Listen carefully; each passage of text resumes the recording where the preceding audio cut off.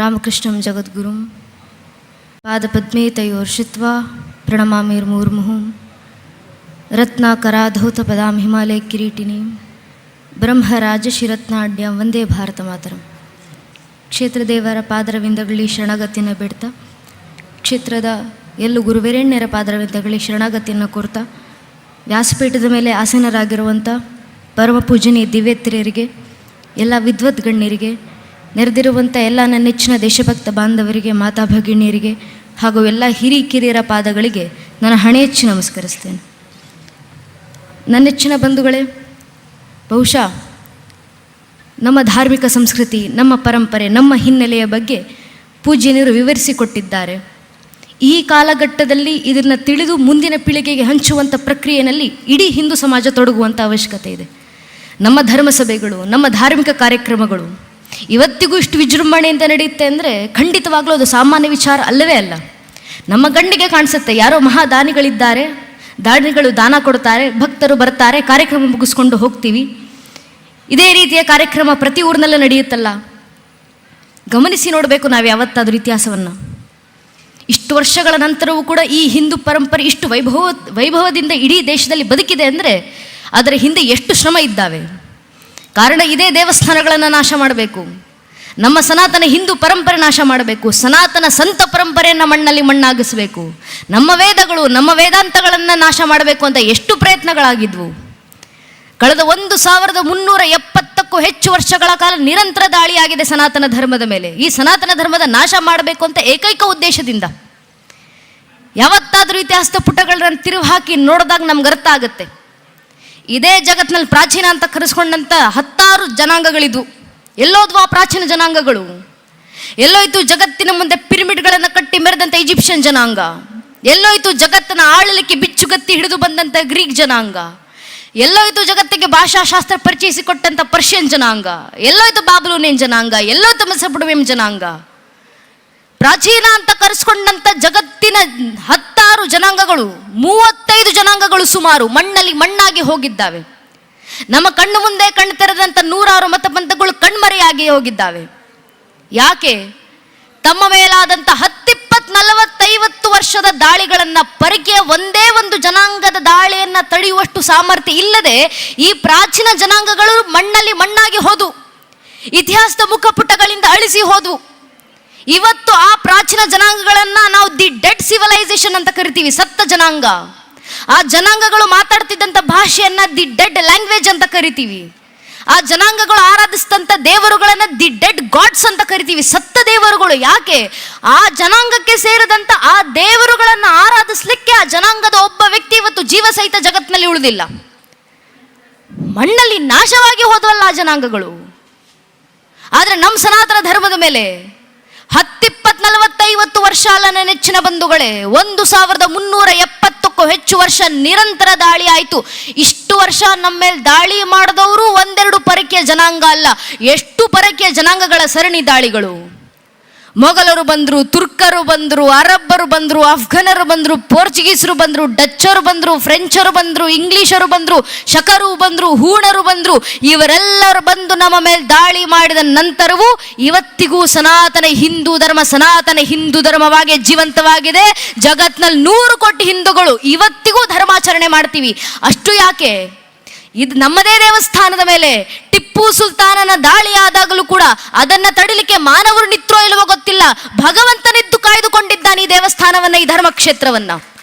ಈ ಧರ್ಮ ರಕ್ಷಣೆ ಮಾಡಲಿಕ್ಕೆ ಮನುಷ್ಯರು ಪರಿಶ್ರಮ ಪಟ್ಟಿದ್ದಾರೆ, ಭಗವಂತ ಖುದ್ದು ನಿಂತು ಧರ್ಮ ರಕ್ಷಣೆಯನ್ನ ಮಾಡಿದ್ದಾನೆ. ಯಾಕೆ? ಇದು ಭಗವಂತ ಕೊಟ್ಟಂತ ಮಾತು.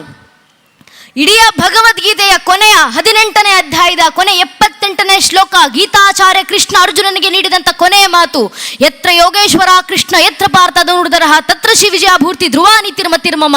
ಎಲ್ಲಿ ನಾನು ಯೋಗೇಶ್ವರ ಕೃಷ್ಣನಿರ್ತೀನೋ, ಎಲ್ಲಿ ನನ್ನನ್ನು ಪಾಲಿಸುವಂಥ ಭಕ್ತಾದಿಗಳಿರ್ತೀರೋ ಅಲ್ಲೆಲ್ಲ ನಿತ್ತು ಧರ್ಮ ರಕ್ಷಣೆ ಮಾಡುವಂಥ ಕೆಲಸಕ್ಕೆ ನಾನೇ ಮುಂದೆ ಬರ್ತೀನಿ ಅಂತ ಭಗವಂತ ಕೊಟ್ಟಂತ ಮಾತು. ಅಲ್ಲೆಲ್ಲ ಧರ್ಮ ಕಾರ್ಯಕ್ಕೆ ನಾನು ಜಯವನ್ನು ತಂದು ಕೊಡ್ತೀನಿ. ಮಾತು ಹೇಳಿದ್ದು ಸಾಮಾನ್ಯರ. ಧರ್ಮ ರಕ್ಷಣೆಗೆ ನಾನು ನಿಂತಿದ್ದೀನಿ, ಧರ್ಮ ಕೆಲಸಕ್ಕೆ ನಾನು ಜಯವನ್ನು ತಂದು ಕೊಡ್ತೀನಿ ಹೇಳಿದ್ಯಾರು ಮಾತನ್ನ?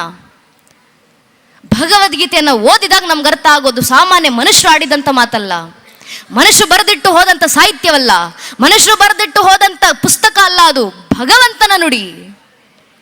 ಇಷ್ಟೆಲ್ಲ ಮಾತಾಡ್ತೀಯಲ್ಲಪ್ಪ ನೀನು, ಸೂರ್ಯನಿಗೆ ಉಪದೇಶ ಮಾಡದೆ ನೀನು ಹೇಳ್ತೀಯ, ಯಮನಿಗೆ ಉಪದೇಶ ಮಾಡದೆ ನೀನು ಅಂತ ಹೇಳ್ತೀಯ, ಯಾವ್ದ್ಯಾವುದೋ ಸಂಖ್ಯಾ ಯೋಗಗಳನ್ನ ಹೇಳ್ತೀಯ, ಇದರೆಲ್ಲ ಸೃಷ್ಟಿಕರ್ತ ಮೂಲ ನಾನೇ ಅಂತ ಹೇಳ್ತೀಯ. ಜಗತ್ತಿನಲ್ಲಿ ಯಾವುದೂ ಜಡವಸ್ತು ಇಲ್ಲ, ಎಲ್ಲ ವಸ್ತುಗಳಲ್ಲೂ ಚೈತನ್ಯ ತುಂಬಿ ನಿಂತಿರುವಂತ ಚೈತನ್ಯ ಮೂರ್ತಿ ನಾನೇ ಅಂತ ಬೇರೆ ಹೇಳ್ಕೊಂತೀಯ. ನೀನ್ ಯಾರು? ಇಷ್ಟೆಲ್ಲ ಉಪದೇಶ ನನಗೆ ಮಾಡದಲ್ಲ, ನೀನ್ ಯಾರಪ್ಪ ಈ ಮಾತನ್ನು ಹೇಳ್ತಿರೋದು ಅಂತ ಅರ್ಜುನ ಕೃಷ್ಣನಿಗೆ ಪ್ರಶ್ನೆ ಮಾಡಿದಾಗ 11ನೇ ಅಧ್ಯಾಯದಲ್ಲಿ ವಿಶ್ವರೂಪ ಸಂದರ್ಶನವನ್ನು ತೋರಿದಂತ ವಿರಾಟ ಸ್ವರೂಪದಲ್ಲಿ ನಿಂತಂತ ಕೃಷ್ಣ ಪರಮಾತ್ಮ ಅರ್ಜುನನಿಗೆ ಹೇಳಿದ್ದು, ಭಗವದ್ಗೀತೆ ಹೇಳಿದ್ಯಾರು?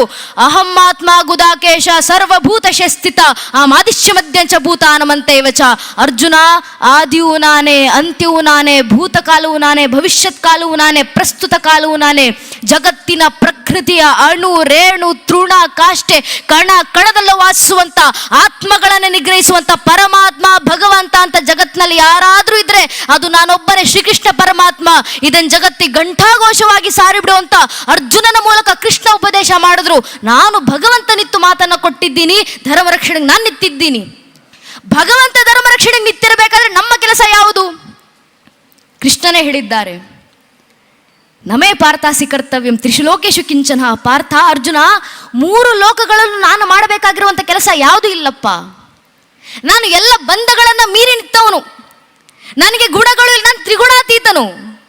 ಎಲ್ಲವನ್ನು ಮೀರಿ ನಿಂತಂತ ನಾನು ಯುಗ ಯುಗಕ್ಕೂ ಅವತರಿಸಿ ಬರ್ತೀನಿ ಭೂಮಂಡಲದಲ್ಲಿ. ಯಾಕೆ? ಮನುಷ್ಯ ಪಾರ್ಥ ಸರ್ವಶಃ, ನಾನು ಮಾಡಿದ್ದನ್ನ ನೋಡಿ ಮನುಷ್ಯರು ಮಾಡ್ತಾರೆ. ಅಕಸ್ಮಾತ್ ನಾನು ಧರ್ಮ ರಕ್ಷಣೆಗೆ ಮುಂದೆ ಬರಲಿಲ್ಲ, ನಾನು ಧರ್ಮದ ಕೆಲಸ ಮಾಡಲಿಲ್ಲ ಅಂದ್ರೆ ಭಗವಂತನೇ ಧರ್ಮದ ಕೆಲಸ ಮಾಡಲಿಲ್ಲ, ಮನುಷ್ಯರಾಗಿ ನಾವ್ಯಾಕೆ ಮಾಡಬೇಕು ಅಂತ ಮನುಷ್ಯರು ಸುಮ್ಮನಾಗ್ಬಿಡ್ತಾರಪ್ಪ. ಆ ಮಾನವರಿಗೆ ಧರ್ಮ ಕೆಲಸ ಮಾಡಲಿಕ್ಕೆ ಪ್ರೇರಣೆ ಕೊಡ್ಲಿಕ್ಕೆ ನಾನು ಯುಗ ಯುಗಕ್ಕೂ ಅವತರಿಸಿ ಬಂದು ಧರ್ಮ ಕಾರ್ಯ ಮಾಡ್ತೀನಿ ಅಂತ ಕೃಷ್ಣ ಕೊಟ್ಟಂತ ಉಪದೇಶ. ನಿಮ್ಮ ಧರ್ಮ ಕಾರ್ಯಕ್ಕೆ ನಾನು ಜಯ ತಂದು ಕೊಡ್ತೀನಿ, ನೀವು ಧರ್ಮದ ಹಾದಿನಲ್ಲಿ ನಡೀರಿ ಸಾಕು. ಕೃಷ್ಣನ ಉಪದೇಶ, ಕೃಷ್ಣನ ಮಾರ್ಗದರ್ಶನ, ಭಗವಂತ ಕೊಟ್ಟಂತ ಆ ಮಾರ್ಗದರ್ಶನದಲ್ಲಿ ನಡೆಯುವಂತ ಅವಶ್ಯಕತೆ ಇವತ್ತು ನಮಗಿದೆ. ಧರ್ಮ ರಕ್ಷಣೆಯ ಹಾದಿ, ಧರ್ಮದ ಕೆಲಸವನ್ನ ಮಾಡ್ತಾನೆ ಜೀವನ ಬದುಕಬೇಕು ನಾವು. ಈಶಾವಾಸಿ ಉಪನಿಷತ್ತಿನ 2ನೇ ಮಂತ್ರ, ಕುರುವನ್ನೇವೇಹ ಕರ್ಮಾಣಿ ಜಿಜೀವಿಶೇಷದಗುಂ ಸಮಾಹ. ಮನುಷ್ಯ 100 ವರ್ಷ ಬದುಕಬೇಕು ಜಗತ್ತಿನಲ್ಲಿ, ಶತಾಯುಷ್ಮಾನ್ ಭವ ಅಂತ ಆಶೀರ್ವಾದ ಮಾಡ್ತಾರಲ್ಲ ಹಿರಿಯರು. 100 ವರ್ಷ ಬದುಕಪ್ಪ ಸುಖವಾಗಿ. 100 ವರ್ಷ ಹೇಗೆ ಬದುಕಬೇಕು? ಕುರುವನ್ನೇವೇಹ ಕರ್ಮಾಣಿ, ಧರ್ಮ ಕರ್ಮವನ್ನ ಮಾಡ್ತಾ 100 ವರ್ಷ ಬದುಕಬೇಕು. ಅದು ಸಾರ್ಥಕ 100 ವರ್ಷದ ಜೀವನ. ಅಂತ ಜೀವನ ಬದುಕುವಂತ ಪ್ರೇರಣೆಯನ್ನ ತೊಡೋಣ, ಧರ್ಮಕ್ಕೋಸ್ಕರ ಕೆಲಸ ಮಾಡೋಣ, ಧರ್ಮ ರಕ್ಷಣೆಗೋಸ್ಕರ. ನನ್ನ ನಿಮ್ಮ ಪೂರ್ವಿಕರು ಎಷ್ಟೆಲ್ಲ ಶ್ರಮ ಪಟ್ಟಿದ್ರು, ಆ ಧರ್ಮ ಇವತ್ತು ನಮ್ಮ ಕೈಗೆ ಬಂದು ಸೇರಿದೆ.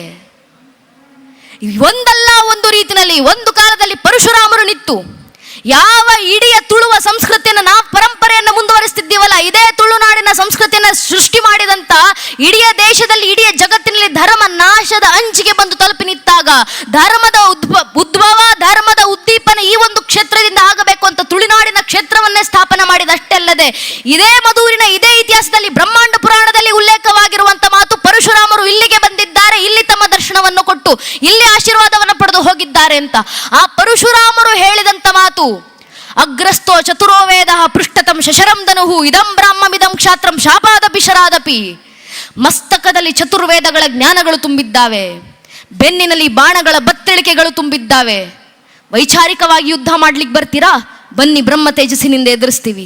ನೇರ ಯುದ್ಧ ಮಾಡ್ತೀರಾ? ಬನ್ನಿ ಕ್ಷಾತ್ರ ತೇಜಸ್ಸಿನಿಂದ ಎದುರಿಸ್ತೀವಿ. ಶಾಪಾದಪಿ ಶರಾದಪಿ, ಯಾವ ರೀತಿ ಬಂದರೂ ಪರವಾಗಿಲ್ಲ, ಧರ್ಮ ರಕ್ಷಣೆಗೆ ನಾವು ಸಿದ್ಧ ಅಂತ ಪರಶುರಾಮರು ಕೊಟ್ಟಂತ ಆ ಮಾತನ್ನ ಪ್ರೇರಣೆಯಾಗಿ ಹಿಡಿದು ಅಂದಿನಿಂದ ಇಂದಿನ ಕಾಲದವರೆಗೂ ಧರ್ಮ ರಕ್ಷಣೆಯನ್ನ ನನ್ನ ನಿಮ್ಮ ಪೂರ್ವಿಕರು ಮಾಡಿ ಬಂದಿದ್ದಾರಲ್ಲ. ಧರ್ಮ ಪರಂಪರೆ, ಧರ್ಮ ಜ್ಞಾನ, ಧರ್ಮ ಸಂಸ್ಕೃತಿಯ ರಕ್ಷಣೆಗೆ ಎಷ್ಟರ ಮಟ್ಟಿಗೆ ಪ್ರಯತ್ನ ಪಟ್ಟಿದ್ದಾರೆ ಮನುಷ್ಯರು ಬಿಡಿ. ಭಗವಂತ ಧರೆಗಿಳಿದ ಅವತಾರ ಶ್ರೀಕೃಷ್ಣ ಪರಮಾತ್ಮ ಕುರುಕ್ಷೇತ್ರ ರಣರಂಗದಲ್ಲಿ ನಿಂತಿದ್ದಾರೆ. ಶರಾಶದ ಮೇಲೆ ಭೀಷ್ಮ ಪಿತಾಮಹರು ಮಲಗಿದ್ದಾರೆ. ಅದನ್ನು ನೋಡಿದಂತ ಕೃಷ್ಣನ ಬಾಯಿಂದ ಬಂದಂತ ಉದ್ಗಾರ ಶ್ರೀವ್ಯಾಸರು ಬರೀತಾರೆ, ತಸ್ಮಿನ್ ಅಸ್ತಂಗತೆ ಭೀಷ್ಮೆ ಪಾಂಡವಾನಂ ಧುರಂದರೆ. ಅಸ್ತಂಗತರಾಗ್ತಿದ್ದಾರಪ್ಪ ಅಲ್ಲಿ ಭೀಷ್ಮ ಪಿತಾಮಹರು. ಅಲ್ಲಿ ಭೀಷ್ಮರು ಮಾತ್ರ ಸಾಯ್ತಿಲ್ಲ, ಅವರ ಹತ್ರ ಇರುವಂತ ಸಮಸ್ತ ಪಾಂಡುಕುಲದ ಕುರುವಂಶದ ಜ್ಞಾನ ನಾಶವಾಗಿ ಹೋಗ್ತಿದೆ. ಯಾರು ಸತ್ರು ಪರವಾಗಿಲ್ಲ, ಅವರ ಹತ್ರ ಇರುವಂತ ಧರ್ಮ ಜ್ಞಾನ ಸಾಯುವಂತಿಲ್ಲ. ಆದ್ದರಿಂದ ಸಮಸ್ತ ಪಾಂಡವರು ಹೋಗಿ ಭೀಷ್ಮ ಪಿತಾಮಹರ ಪದತಲದಲ್ಲಿ ಕೂತು ಅವರ ಹತ್ರ ಇರುವಂತ ಜ್ಞಾನ ಭಂಡಾರವನ್ನು ಸ್ವೀಕರಿಸಿ ಬನ್ನಿ ಅಂತ ಕೃಷ್ಣ ಪರಮಾತ್ಮ ಪಾಂಡವರನ್ನ ಕಳಿಸಿದ್ರು. ಆಗ ಪಾಂಡವರು ಭೀಷ್ಮ ಪಿತಾಮಹರ ಪದತಲದಲ್ಲಿ ಕೂತು ಕೈ ಮುಗಿದು ಧರ್ಮ ಜ್ಞಾನವನ್ನ ಬೇಡಿದಾಗ ಭೀಷ್ಮ ಪಿತಾಮಹರು ಕೊಟ್ಟಂತ ಧರ್ಮ ಜ್ಞಾನ, ತಮ್ಮ ಕೊನೆ ಕ್ಷಣಗಳಲ್ಲಿ ಆಡಿದಂತ ಮಾತು, ಅದನ್ನೇ ಇವತ್ತು ವಿಷ್ಣು ಸಹಸ್ರನಾಮ ಅಂತ ದೇಶದ 100 ಕೋಟಿ ಹಿಂದೂಗಳು ಮನೆಗಳಲ್ಲೂ ಪ್ರತಿನಿತ್ಯ ಹುಟ್ಟಿಸ್ತಾ ಇದ್ದೀವಿ. ಭಗವಂತ ತೊಟ್ಟಂತ ಸಂಕಲ್ಪ ಧರ್ಮ ಪರಂಪರೆ ರಕ್ಷಣೆ ಆಗಬೇಕು. ಮತ್ತೊಬ್ಬರ ದೇಹತ್ಯಾಗ ಬಿಡಿ, ಕೃಷ್ಣನ ಅವತಾರ ಸಮಾಪ್ತಿ. 104 ವರ್ಷ ಆಗಿದೆ ಶ್ರೀಕೃಷ್ಣ ಪರಮಾತ್ಮರಿಗೆ. ಇನ್ನು 6 ತಿಂಗಳುಗಳಲ್ಲಿ ಶ್ರೀಕೃಷ್ಣ ಪರಮಾತ್ಮರ ಅವತಾರ ಸಮಾಪ್ತಿ ಆಗಬೇಕು. ಆಗ ಕೃಷ್ಣ ಉದ್ಧವನನ್ನು ಕರೆದು ಹೇಳ್ತಾರೆ, ಉದ್ಧವ, ಇನ್ನು 6 ತಿಂಗಳುಗಳಲ್ಲಿ ನನ್ನ ಅವತಾರ ಸಮಾಪ್ತಿ. ನಾನು ಸತ್ತರೂ ಪರವಾಗಿಲ್ಲ, ನನ್ನ ಹತ್ರ ಇರುವಂಥ ಧರ್ಮಜ್ಞಾನ ಸಾಯುವಂತಿಲ್ಲ. ನನ್ನಲ್ಲಿರುವಂಥ ಸಮಸ್ತ ಧರ್ಮಜ್ಞಾನವನ್ನು ನಿನಗೆ ದಾರಿ ಎರೆದು ಕೊಡ್ತೀನಿ. ನಿನಗೆ ಕೊಟ್ಟಂಥ ಧರ್ಮಜ್ಞಾನವನ್ನು ತಲೆ ಮೇಲೆ ಹೊತ್ತುಕೊಂಡು ಬದರಿ ಆಶ್ರಮಗಳಿಗೆ ಹೋಗು. ಹಿಮಾಲಯದಿಂದ ಗಂಗೆ ಹರಿದು ಬಂದ ಹಾಗೆ ಬದರಿ ಆಶ್ರಮದ ಋಷಿಮುನಿಗಳ ಬಾಯಿಂದ ಜ್ಞಾನಗಂಗೆಯೂ ಭಾರತದಾದ್ಯಂತ ಹರಿದು ಬರಲಿ ಅಂತ ಕೃಷ್ಣ ಕೊಟ್ಟಂಥ ಪ್ರೇರಣೆ. ತನ್ನ ಅವತಾರ ಸಮಾಪ್ತಿಗೂ ಮುಂಚೆ ಮಾಡಿದಂಥ ಕೊನೆ ಉಪದೇಶಗಳಲ್ಲಿ ಒಂದು ಉದ್ಧವ ಗೀತೆ ಉಪದೇಶ ಉದ್ಧವನಿಗೆ ಆ ಸಂದರ್ಭದಲ್ಲಿ. ಯಾಕೆ? ಒಂದು ತುಡಿತ, ಈ ಪರಂಪರೆ ಉಳಿಬೇಕು, ಈ ಸಂಸ್ಕೃತಿ ಬದುಕಬೇಕು, ಈ ಧರ್ಮ ಜೀವಂತವಾಗಿರಬೇಕು. ಆ ಒಂದು ತುಡಿತಕ್ಕೋಸ್ಕರ, ಆ ಒಂದು ತುಡಿತದಿಂದ ಈ ಧರ್ಮವನ್ನು ಉಳಿಸಿ ಇಷ್ಟು ಶತಮಾನಗಳ ನಂತರವೂ ಧರ್ಮವನ್ನು ಜೀವಂತವಾಗಿಟ್ಟುಕೊಂಡು ಬಂದಿದ್ದಾರೆ. ಅದರ ಉತ್ತರಾಧಿಕಾರಿಗಳಾಗಿ ಇವತ್ತು ನಾವಿಲ್ಲಿ ಕೂತಿರೋದು. ನಮ್ಮ ವೇದಾಂತಗಳ ವಾರಸುದಾರರು ನಾವುಗಳು. ನಮ್ಮ ಮಠ ಮಂದಿರಗಳನ್ನು ನಾವೇ ರಕ್ಷಣೆ ಮಾಡ್ಕೊಳ್ಬೇಕು. ಹಿಂದೂ ಧರ್ಮದಲ್ಲಿ ಹುಟ್ಟಿ ನನ್ನ ವೇದಗಳನ್ನು, ನನ್ನ ಉಪನಿಷತ್ಗಳನ್ನು, ನನ್ನ ಗ್ರಂಥಗಳನ್ನು ನಾನು ಅಧ್ಯಯನ ಮಾಡಲಿಲ್ಲ, ಇನ್ಯಾರು ಅಧ್ಯಯನ ಮಾಡ್ತಾರೆ? ಹಿಂದೂ ಧರ್ಮದಲ್ಲಿ ಹುಟ್ಟಿ ನನ್ನ ಧರ್ಮಸಭೆಗಳಿಗೆ ನಾನು ಸೇರ್ಲಿಲ್ಲ, ಇನ್ಯಾರು ಸೇರ್ತಾರೆ? ಹಿಂದೂ ಧರ್ಮದಲ್ಲಿ ಹುಟ್ಟಿ ನನ್ನ ಮಠ ಮಂದಿರಗಳಿಗೆ ನಾನು ಬರಲಿಲ್ಲ, ಇನ್ಯಾರು ಬರ್ತಾರೆ? ಹಿಂದೂ ಧರ್ಮದಲ್ಲಿ ಹುಟ್ಟಿ ನನ್ನ ಧಾರ್ಮಿಕ ಕಾರ್ಯಕ್ರಮಗಳಿಗೆ ನಾನು ಕನಿಷ್ಠ ಪಕ್ಷ ಶ್ರಮದಾನ ಮಾಡಲಿಲ್ಲ, ಇನ್ಯಾರು ಮಾಡ್ತಾರೆ? ಹಿಂದೂ ಧರ್ಮದಲ್ಲಿ ಹುಟ್ಟಿ ನನ್ನ ಕೈಲಾದಂಥ ಸೇವೆಗಳನ್ನು ನನ್ನ ದೇವಸ್ಥಾನಕ್ಕೆ ನಾನು ನೀಡಲಿಲ್ಲ, ಇನ್ಯಾರು ನೀಡ್ತಾರೆ? ಹಿಂದೂ ಧರ್ಮದಲ್ಲಿ ಹುಟ್ಟಿ ನನ್ನ ಪರಂಪರೆ ನಾನು ಅಧ್ಯಯನ ಮಾಡಲಿಲ್ಲ, ಇನ್ಯಾರು ಅಧ್ಯಯನ ಮಾಡ್ತಾರೆ? ಹಿಂದೂ ಧರ್ಮದಲ್ಲಿ ಹುಟ್ಟಿ ನನ್ನ ಇತಿಹಾಸ ನಾನು ತಿಳ್ಕೊಳ್ಳಿಲ್ಲ, ಇನ್ಯಾರು ತಿಳ್ಕೊಂತಾರೆ? ಹಿಂದೂ ಧರ್ಮದಲ್ಲಿ ಹುಟ್ಟಿ ನನ್ನ ದೈವ ದೇವರುಗಳ ಆಚರಣೆ, ನನ್ನ ದೈವ ದೇವರುಗಳ ಸಂಭ್ರಮಾಚರಣೆ ನಾನು ಮಾಡಲಿಲ್ಲ, ಇನ್ಯಾರು ಸಂಭ್ರಮಿಸ್ತಾರೆ? ಹಿಂದೂ ಧರ್ಮದಲ್ಲಿ ಹುಟ್ಟಿ ನನ್ನ ಹಬ್ಬ ಹರಿದಿನಗಳನ್ನು ನಾನು ಪಾಲಿಸಲಿಲ್ಲ, ಇನ್ಯಾರು ಪಾಲಿಸ್ತಾರೆ? ಸ್ವಾಮಿ, ಹಿಂದೂ ಧರ್ಮದಲ್ಲಿ ಹಿಂದುವಾಗಿ ಹುಟ್ಟಿ ಹಿಂದೂ ಧರ್ಮ ರಕ್ಷಣೆಗೆ ನಾನು ಮುಂದೆ ಬರಲಿಲ್ಲ, ಇನ್ಯಾರು ಮುಂದೆ ಬರ್ತಾರೆ? ಇದನ್ನೆಲ್ವ ಕೃಷ್ಣ ಪ್ರೇರಣೆ ಕೊಟ್ಟಿದ್ದು ಅರ್ಜುನನಿಗೆ. ಭಗವದ್ಗೀತೆ 2ನೇ ಅಧ್ಯಾಯದ 2ನೇ ಮತ್ತು 3ನೇ ಶ್ಲೋಕ ಕೃಷ್ಣ ಅರ್ಜುನನಿಗೆ ಹೇಳ್ತಾರೆ, ಕುತಸ್ತವ ಕಶ್ಮಲಮಿದಂ ವಿಷಮೇ ಸಂಪುತ ಸ್ಥಿತಂ ಅನಾರೆ ದುಷ್ಟನ ಸ್ವರ್ಗ ಮಕೃತಿಕರಂ ಅರ್ಜುನ ಕ್ಲೇಬ್ಯಮಸ್ಮಗಃ ಭಾರತ ನೈತತ್ವಿಪಬದ್ಧತೆ ಶ್ರದ್ಧ ಮೃದಯ ದೌರ್ಬಲ್ಯಂ ತೆಕ್ತೋದಿಷ್ಠ ಪರಂತಪ. ಅರ್ಜುನ, ಈ ಸಂದರ್ಭದಲ್ಲಿ ಸುಮ್ಮನ ಕೂರೋ ಸಮಯ ಅಲ್ಲಪ್ಪ. ಯಾವ ಧರ್ಮವನ್ನು ಉಳಿಸ್ಲಿಕ್ಕೋಸ್ಕರ ನಿನ್ನ ಪೂರ್ವಿಕರು ಸರ್ವಸ್ವವನ್ನು ಮುಡಿಪಾಗಿಟ್ಟಿದ್ರು, ಆ ಪರಂಪರೆಯಲ್ಲಿ ಹುಟ್ಟಿ ಆ ಪರಂಪರೆ ನಿನ್ನ ಕೈಗೆ ಸೇರಿದೆ. ನಿನ್ನ ಕೈಗೆ ಸೇರಿರುವಂತ ಈ ಧಾರ್ಮಿಕ ಪರಂಪರೆ ಉಳಿಸಿ ಮುಂದಿನ ಪೀಳಿಗೆ ಕೊಡುವಂತ ಕೆಲಸ ನಿನ್ನಿಂದಾಗ್ಲಿಲ್ಲ ಅಂದ್ರೆ ಇನ್ಯಾರು ಮಾಡ್ಬೇಕಾ ಕೆಲಸವನ್ನ?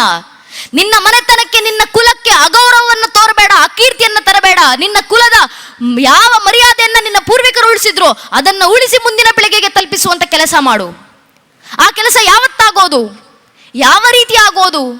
ನಾವು ಸಂಘಟಿತರಾಗಿ ಬಂದಂಥ ದಿನ. ಧರ್ಮ ಉಳಿಸಬೇಕಿದು. ಏನಕ್ಕೆ ಉಳಿಸಬೇಕಂದ್ರೆ ಬಹಳ ಹಿಂದಿನ ಉದಾಹರಣೆ ಬೇಡ. ಕೆಲವು ದಶಕಗಳ ಹಿಂದೆ ಅಪಾರ್ಥ ಆಕ್ರಮಣಗಳಿಗೆ ಒಳಗಾಗಿರುವಂಥ ಹಿಂದೂ ಧರ್ಮ ಎಂಬ ಪುಸ್ತಕವನ್ನು ಡಾಕ್ಟರ್ ಚಿದಾನಂದ ಮೂರ್ತಿಗಳವರು ಬರೆದಿದ್ದಾರೆ, ನಾಡೋಜ ಪ್ರಶಸ್ತಿ ವಿಜೇತರು. ಅದರಲ್ಲಿ ಲೇಖಕರು ಸ್ಪಷ್ಟವಾಗಿ ಉಲ್ಲೇಖ ಮಾಡ್ತಾರೆ, ಕನ್ನಡ, ತೆಲುಗು, ಮರಾಠಿ, ಮಲಯಾಳಿ ಉಳಿಬೇಕಾ? ಸನಾತನ ಹಿಂದೂ ಧರ್ಮ ಜೀವಂತವಾಗಿರಬೇಕು. ರಾಯಣ್ಣ, ಬಸವಣ್ಣ, ಶಿವಾಜಿ ಜೀವಂತವಾಗಿರಬೇಕಾ? ಸನಾತನ ಹಿಂದೂ ಧರ್ಮ ಬದುಕಬೇಕು. ಇದು ಅತ್ಯಂತ ಘೋರ ಸತ್ಯ, ಎಲ್ಲರೂ ತಿಳ್ಕೊಳ್ಬೇಕಾಗಿದ್ದು ಅಂತ ಡಾಕ್ಟರ್ ಚಿದಾನಂದ ಮೂರ್ತಿಗಳವರು ಉಲ್ಲೇಖ ಮಾಡಿ ಬರೆದಿರುವಂಥ ವಿಚಾರ ಸೂಕ್ಷ್ಮವಾಗಿ ಅರ್ಥವಾಗೋದಿದ್ರೆ ದಯವಿಟ್ಟು ಅರ್ಥ ಮಾಡ್ಕೊಳ್ಳಿ. ಜಗತ್ತಿನ ಎಲ್ಲ ಪರಂಪರೆ ಉಳಿಬೇಕು ಅಂದರೆ ಇಡೀ ಜಗತ್ತಿನ ಪರಂಪರೆ ಜೀವಂತವಾಗಿರಲಿ ಅಂತ ಆಶಿಸುವಂಥ ಈ ಸನಾತನ ಹಿಂದೂ ಧರ್ಮ ಜೀವಂತವಾಗಿದ್ದಾಗ ಮಾತ್ರ ಅದು ಸಾಧ್ಯ ಆಗೋದು. ನಮ್ಮ ಧಾರ್ಮಿಕ ಕ್ಷೇತ್ರಗಳಲ್ಲಿ ಬಂದಾಗ ಮಾತ್ರ ಹಸು ಮತ್ತು ಹುಲಿ ಕೂಡ ಸೌಹಾರ್ದತೆಯಿಂದ ಇಲ್ಲಿ ಬದುಕ್ತಿತ್ತು ಅಂತ ಹಿರಿಯರು ಇತಿಹಾಸವನ್ನು ಉಲ್ಲೇಖ ಮಾಡ್ತಾರಲ್ಲ, ಅಂತ ಇತಿಹಾಸಗಳು ಸಿಗೋದು ನಮ್ಮ ದೇವಸ್ಥಾನಗಳ ಕ್ಷೇತ್ರಗಳಲ್ಲಿ ಮಾತ್ರ. ಇಂಥ ದೇವಸ್ಥಾನಗಳು ಉಳಿದಾಗ ಮಾತ್ರ ಜಗತ್ತಿನಲ್ಲಿ ಶಾಂತಿ ಉಳಿಲಿಕ್ಕೆ ಸಾಧ್ಯ. ಆ ಮನುಕುಲಕ್ಕೆ ಜಯವನ್ನು ತಂದುಕೊಡ್ಲಿಕ್ಕೋಸ್ಕರನಾದ್ರೂ ಧರ್ಮ ರಕ್ಷಣೆ ಮಾಡುವಂಥ ಕೆಲಸ ಇವತ್ತು ನನ್ನಿಂದ ನಿಮ್ಮಿಂದ ಆಗುವಂಥ ಅವಶ್ಯಕತೆ ಇದೆ. ಈ ಧರ್ಮ ಯಾವತ್ತು ಉಳಿಯುತ್ತೆ? ನಾವು ಸಂಘಟಿತರಾಗಿ ಬಂದಾಗ. ಈ ಕೃಷ್ಣನ ಮಾತು ಭಗವದ್ಗೀತೆ 4ನೇ ಅಧ್ಯಾಯದ 7ನೇ ಶ್ಲೋಕದಲ್ಲಿ ಶ್ರೀಕೃಷ್ಣ ಪರಮಾತ್ಮ ಕೊಟ್ಟಂತ ಕರೆ, ಯದಾ ಯದಾ ಈ ಧರ್ಮಸ್ಯ ಗ್ಲಾನಿರ್ಭವತಿ ಭಾರತ ಅಭ್ಯುತ್ಥಾನಮ ಧರ್ಮಸ ದದಾತ್ಮಾನುಷಯಾಮ್ಯಹಂ ಪರಿತ್ರಾಣಯ ಸಾಧುನು ವಿನಾಶ ದೃಷ್ಟೃತ ಧರ್ಮ ಸಂಸ್ಥಾಪನಾತಾಯ ಸಂಭವಾಮಿ ಯುಗೆ ಯುಗೆ. ಯುಗ ಯುಗಕ್ಕೂ ಧರ್ಮ ರಕ್ಷಣೆ ಮಾಡ್ಲಿಕ್ಕೆ ನಾನು ಅವತರಿಸಿ ಬರ್ತೀನಿ. ಆದರೆ ಕಲಿಯುಗದಲ್ಲಿ ಯಾವ ಅವತಾರ? ಕೃಷ್ಣ ಹೇಳ್ತಾರೆ ಮುಂದುವರಿಸಿ, ಕಲಿಯುಗದ ಅಂತ್ಯದಲ್ಲಿ ಕಲಿಕೆ ಅವತಾರ. ಆದರೆ ಕಲಿಯುಗ ನಡೀತಾ ಇರಬೇಕಾದ್ರೆ ಕಲಿಯುಗದೊಳಗೆ ದೇಶ ಧರ್ಮ ರಕ್ಷಣೆಗಿರೋದು ಒಂದೇ ಒಂದು ಅವತಾರ, ಅದು ಸಂಘ ಶಕ್ತಿ ಕಲಿಯುಗೆ. ಸಂಘಟಿತ ಬಲದಿಂದ ಮಾತ್ರ ಕಲಿಯುಗದಲ್ಲಿ ಧರ್ಮ ರಕ್ಷಣೆ ಮಾಡ್ಕೊಳ್ಳಿಕ್ಕಾಗೋದು. ಆದ್ರಿಂದ ಸಂಘಟಿತರಾಗಿ ಬನ್ನಿ ಹಿಂದೂಗಳೇ. ಅಪಾರ ಭೂಮಿ ವಿಸ್ತಾರ ಮಗಣ್ಯ ಜನಸಂಕುಲಂ ರಾಷ್ಟ್ರಂ ಸಂಘಟನೆಯ ಪ್ರಭವೇನಾತ್ಮ ರಕ್ಷಣೆ ಶಾಸ್ತ್ರಾಕಾರರ ಮಾತು. ನಾವು ಸಂಘಟಿತರಾಗಿ ಒಮ್ಮೆ ಹಿಂದೂ ಸಮಾಜ ಬಂತು, ಜಗತ್ನಲ್ಲಿ ಏನೇನೆಲ್ಲ ಬದಲಾವಣೆಯನ್ನು ತರಬಹುದು. ನಮ್ಮ ಹಿರಿಯರು ನಮ್ಮ ಪೂರ್ವಿಕರು ತೋರಿಸಿಕೊಟ್ಟು ಹೋಗಿದ್ದಾರಲ್ಲ ಜೀವಂತ ಸಾಕ್ಷಿ. ಒಮ್ಮೆ ಹಿಂದೂ ಸಮಾಜ ಕೆಲವು ದಶಕಗಳ ಹಿಂದೆ ಪೂಜ್ಯನೇ ಅಶೋಕ್ ಸಿಂಗಾಜಿಯವರು ನಿತ್ತು ಕರೆಯನ್ನು ಕೊಟ್ಟಿದ್ರು. रोम रोम में रमे हुए राम के लिए आओ कार सेवको, बनो कार सेवको, मिटो कार सेवको, अगर समय पड़े तो अयोध्या में बहती सरयू नदी को अपने लहू से लाल करना पड़े तो डरो ना कार सेवको. ಅಶೋಕ್ ಸಿಂಗಾಜಿ ಅವರ ಕರೆ. ರೋಮ ರೋಮದಲ್ಲಿ ರಮಿಸಿರುವಂತ ರಾಮರಿಗೋಸ್ಕರ ಬನ್ನಿ ಕಾರ್ ಸೇವಕರಾಗಿ ಹಿಂದೂಗಳೇ. ಸಮಯ ಬಂದ್ರೆ ಅಯೋಧ್ಯೆಯಲ್ಲಿ ಹರಿತಾ ಇರುವಂತ ಸರಿಯು ನದಿಯನ್ನ ನಿಮ್ಮ ರಕ್ತದ ಕಣ ಕಣದಿಂದ ಕೆಂಪಾಗಿಸುವ ಸಂದರ್ಭ ಬಂದ್ರು ಹಿಂಜರಿದಿರಿ ಕಾರ್ ಸೇವಕರೇ. ಅಶೋಕ್ ಸಿಂಗಾಜಿ ಆ ಒಂದು ಕರೆಗೆ ಹೋಗೊಟ್ಟು ನನ್ನ ನಿಮ್ಮ ಹಿರಿಯರು ಬಹಳ ಜನ ಹಿರಿಯರಿದ್ದೀರಾ, ಎಷ್ಟು ಜನ ರಾಮರ ಕಾರ ಸೇವೆಯನ್ನು ಕಣ್ತುಂಬಿಸಿಕೊಂಡವ್ರು ಇದ್ದೀರಾ. ಅಂದು ನನ್ನ ಹಿರಿಯರು ನಮ್ಮ ಪೂರ್ವಿಕರು ಏಕಕಾಲಕ್ಕೆ ಸಂಘಟಿತರಾಗಿ ಬಂದು ರಾಮ ಕಾರ್ಯಕ್ಕೋಸ್ಕರ ಅಂತ ರಾಮ ಮಂದಿರದ ಕಾರ್ಯಕ್ಕೋಸ್ಕರ ಅಯೋಧ್ಯೆ ಪುಣ್ಯಭೂಮಿನಲ್ಲಿ ನಿಂತಾಗ ಬಹಳ ಜನ ತಾಯಿಂದರು ಸೇರಿದ್ದೀರಾ. ತಾಯಿಂದರು ನೆನಪಿನಲ್ಲಿ ಇಟ್ಕೊಳ್ಬೇಕು. ಅಂದು ರಾಮರ ಕಾರ ಸೇವೆಯನ್ನ ಮಾಡಿದಂತ 3.5 ಲಕ್ಷ ಜನ ಕಾರ ಸೇವಕರಲ್ಲಿ 36,000 ಜನ ತಾಯಿಯಂದಿರು ಹೆಣ್ಮಕ್ಳು ಕಾರ ಸೇವಕರಾಗಿ ಅಯೋಧ್ಯೆ ಪುಣ್ಯಭೂಮಿನಲ್ಲಿ ನಿಂತು ರಾಮರಿಗೋಸ್ಕರ ದುಡಿದಿದ್ದಾರೆ. ಆ ತಾಯಿಂದರು ತೋರಿದಂತ ರಾಮಭಕ್ತಿ ಅಂದು ಮುಂದೆ ಮಾತಾ ಉಮಾಭಾರತಿ, ಕಾವಿ ತೊಟ್ಟಂತ ಮಾತಾ ರಿತಂಬರಿ, ಜೊತೆಗೆ 36,000 ಜನ ತಾಯಿಂದರು ಕೈ ಹಿಡಿದು ಮಾನವ ಸರಪಳಿಗಳನ್ನು ಮಾಡಿ ಹಿಂದೆ 3 ಲಕ್ಷ ಜನ ಕಾರ ಸೇವಕರು, ಆ 3.5 ಲಕ್ಷ ಜನ ಕಾರ್ಯಕರ್ತರ ಬಾಯಿಂದ ಅಂದು ಅಯೋಧ್ಯೆ ಪುಣ್ಯಭೂಮಿನಿಂದ ಹೊರಡಿದಂತ ಗರ್ಜನೆ, ರಾಮ್ ಲಲ್ಲಾ ಮಾಯಂಗೆ ಮಂದಿರ ವಹಿ ಬನಾಯಂಗೆ, ಬಚ್ಚಾ ಬಚ್ಚಾ ರಾಮಕ ಜನ್ಮ ಭೂಮಿಕೆ ಕಾಮಕ ಅಂತ ಶ್ರೀರಾಮಚಂದ್ರರಿಗೆ ಜಯಘೋಷಗಳನ್ನು ಹಾಕ್ತಾ ರಾಮರ ಕಾರ ಸೇವೆ ಸಾಕಾರಗೊಳಿಸಿದ್ರಲ್ಲ. ನನ್ನ ನಿಮ್ಮ ಪೂರ್ವಿಕರು ತೋರಿದಂತ ಹಿರಿಯರು ತೋರಿದಂತ ಆ ಸಂಘಟಿತ ಬಲದ ಪ್ರತಿಫಲ ಇವತ್ತು 500 ವರ್ಷಗಳ ಹೋರಾಟದ ನಂತರ 78ಕ್ಕೂ ಹೆಚ್ಚು ಮಹಾಕದನಗಳ ನಂತರ ಸುಮಾರು 3.5 ಲಕ್ಷ ಜನ ಹಿಂದೂ ಕಾರ ಸೇವಕರ ಬಲಿದಾನಗಳ ನಂತರ ಇಂದು ನನ್ನ ಸಾಗಿರುವಂತ ಶತಮಾನಗಳ ಕನಸು ನಮ್ಮ ಅಯೋಧ್ಯೆಯ ರಾಮಲಲ್ಲಾರ ರಾಮ ಮಂದಿರ. ಆ ಒಂದು ರಾಮ ಮಂದಿರ ಕಣ್ ತುಂಬಿಸ್ಕೊಳ್ಬೇಕಂದ್ರೆ ಅದರ ಹಿಂದೆ ಎಷ್ಟು ಶ್ರಮ, ಎಂಥ ಸಂಘಟಿತ ಬಲ. ಆ ಸಂಘಟಿತ ಬಲ ರಾಮರ ಕಾರ್ಯಕ್ಕೆ ಮಾತ್ರ ಸ್ಥಗಿತಗೊಳ್ಳೋದಲ್ಲ ನನ್ನ ನೆಚ್ಚಿನ ಬಂಧುಗಳೇ. ಅಯೋಧ್ಯೆ ಪುಣ್ಯಭೂಮಿಯ ರಾಮ ಮಂದಿರದಿಂದ ಹೊರಡುವಂತ ಶಂಖನಾದ ಮನೆ ಮನೆಗಳಲ್ಲಿ ಬಿತ್ತರಿಸುವಂತಾಗಬೇಕು, ನಮ್ಮ ಕಣ ಕಣದಲ್ಲಿ ಬೆಸೆದು ಹೋಗಬೇಕು. ಅಲ್ಲಿನಿಂದ ಸಂಘಟಿತ ಬಲ ಇನ್ನಷ್ಟು ಉದ್ದೀಪನವಾಗಬೇಕು. ಎಷ್ಟರ ಮಟ್ಟಿಗೆ ಧರ್ಮ ಜಾಗೃತಿ ಆಗಬೇಕು. ಮುಂದೊಂದು ದಿನ ಯಾರಾದ್ರೂ ಈ ಬುದ್ಧಿಯೇ ಜೀವನ ಅಂತ ಅನ್ಕೊಂಡಿರುವಂತ ಬುದ್ಧಿಜೀವಿಗಳು ನಮ್ಮ ಮಕ್ಕಳ ಮುಂದೆ ನಿಂತು, ನಮ್ಮ ಮುಂದಿನ ಪೀಳಿಗೆ ಮುಂದೆ ನಿಂತು, ಏನ್ ದೇವಸ್ಥಾನಕ್ಕೆ ಹೋಗ್ತೀರಾ?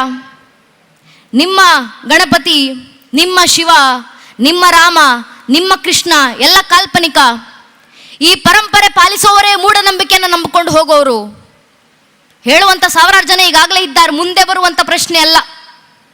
ರಾಮರ ಅಸ್ತಿತ್ವಕ್ಕೆ, ಕೃಷ್ಣರ ಅಸ್ತಿತ್ವಕ್ಕೆ, ಶಿವರ ಅಸ್ತಿತ್ವಕ್ಕೆ ಪ್ರಶ್ನೆ ಹಾಕುವಂತ 1000 ಜನ ದೇಶದಲ್ಲಿ ಹುಟ್ಕೊಂಡಿದ್ದಾರೆ. ಅದು ಸಾಮಾನ್ಯರ? ಕೋರ್ಟ್ನಲ್ಲಿ ನಿಂತು ಕಪಿಲ್ ಸಿಬ್ಬಲ್ ಎಂಬ ವಕೀಲರು ಪ್ರಶ್ನೆ ಮಾಡ್ತಾರೆ, ಶ್ರೀರಾಮಚಂದ್ರರು ಇಲ್ಲೇ ಹುಟ್ಟಿದ್ರು ಅನ್ನೋದಕ್ಕೆ ರಾಮ ಜನ್ಮಭೂಮಿಯ ಪರವಾಗಿ ಹಿಂದೂಗಳ ಹತ್ರ ಏನು ಸಾಕ್ಷಿ, ಏನು ಪುರಾವೆ? ನಮ್ಮ ದೌರ್ಭಾಗ್ಯ. ಇದೇ ದೇಶದಲ್ಲಿ ನಿಂತು ಕೇಳುವಂತ 1000 ಜನ ರಾಮರ ಅಸ್ತಿತ್ವಕ್ಕೆ ನಿಮ್ಮ ಹತ್ರ ಏನು ಸಾಕ್ಷಿ? ಸುಮ್ಮನೆ ಜೈ ಶ್ರೀರಾಮ್ ಘೋಷಣೆ ಹಾಕೊಂಡು ತಿರುಗಾಡ್ತೀರಾ, ರಾಮ ಮಂದಿರ ಕಟ್ಟಿದ್ದೀವಿ ಹೇಳ್ಕೊಂಡು ತಿರುಗಾಡ್ತೀರಾ, ಏನ್ ಪುರಾವೆ ರಾಮರ ಅಸ್ತಿತ್ವಕ್ಕೆ? ರಾಮರು ಹುಟ್ಟಿದ್ರು ಅನ್ನೋದಕ್ಕೆ ನಿಮ್ಮ ಹತ್ರ ಏನು ಸಾಕ್ಷಿ? ರಾಮ ಕಾಲ್ಪನಿಕ ಅಲ್ವಾ? ಹೇಳುವಂತ 1000 ಜನ ಇದ್ದಾರೆ. ಮುಂದೊಂದಿನ ಈ ಪ್ರಶ್ನೆಗಳು ನಮ್ಮ ಮನೆ ಬಾಗಿಲಿಗೆ ಬಂದು ನಮ್ಮ ಮಕ್ಕಳ ಮುಂದೆ ನಿಂತು ಯಾರಾದ್ರೂ ರಾಮರ ಅಸ್ತಿತ್ವಕ್ಕೆ ಪ್ರಶ್ನೆ ಹಾಕಿದ್ರೆ ನಮ್ಮ ಮಕ್ಕಳಲ್ಲಿ ಎಷ್ಟು ಧರ್ಮ ಜಾಗೃತಿ ಮೂಡಿರಬೇಕು, ರಾಮ ಭಕ್ತಿ ಉದ್ದೀಪನವಾಗಿರ್ಬೇಕಂದ್ರೆ ಮನೆಯ ಒಂದೊಂದು ಮಗು ಎದೆ ತಟ್ಕೊಂಡು ಹೇಳ್ಕೊಳ್ಬೇಕು, ರಾಮರ ಅಸ್ತಿತ್ವಕ್ಕೆ ಮಾತ್ರ ಅಲ್ಲಪ್ಪ, ಬೇಕಾದ್ರೆ ಇಡೀ ಶ್ರೀರಾಮಚಂದ್ರರ ವಂಶವೃಕ್ಷದ ಅಸ್ತಿತ್ವಕ್ಕೆ ನಾನು ಸಾಕ್ಷಿಯನ್ನು ಕೊಡಬಲ್ಲೆ. ನಮ್ಮ ಮಕ್ಕಳ ಬಾಯಿಂದ ಬರಬೇಕು. ಭಗವಂತನ ಕೃಪಾಶೀರ್ವಾದದಿಂದ ವಾಲ್ಮೀಕಿ ಅವರು ರಾಮಾಯಣದಲ್ಲಿ ಜನಕ ಮಹಾರಾಜನ ಮುಂದೆ ನಿಂತು ವಶಿಷ್ಠರು ಪರಿಚಯ ಮಾಡ್ಕೊಳ್ಬೇಕಾದ್ರೆ ಹೇಳಿದಂತ ಮಾತು, ಇಡೀ ರಾಮರ ವಂಶವೃಕ್ಷ.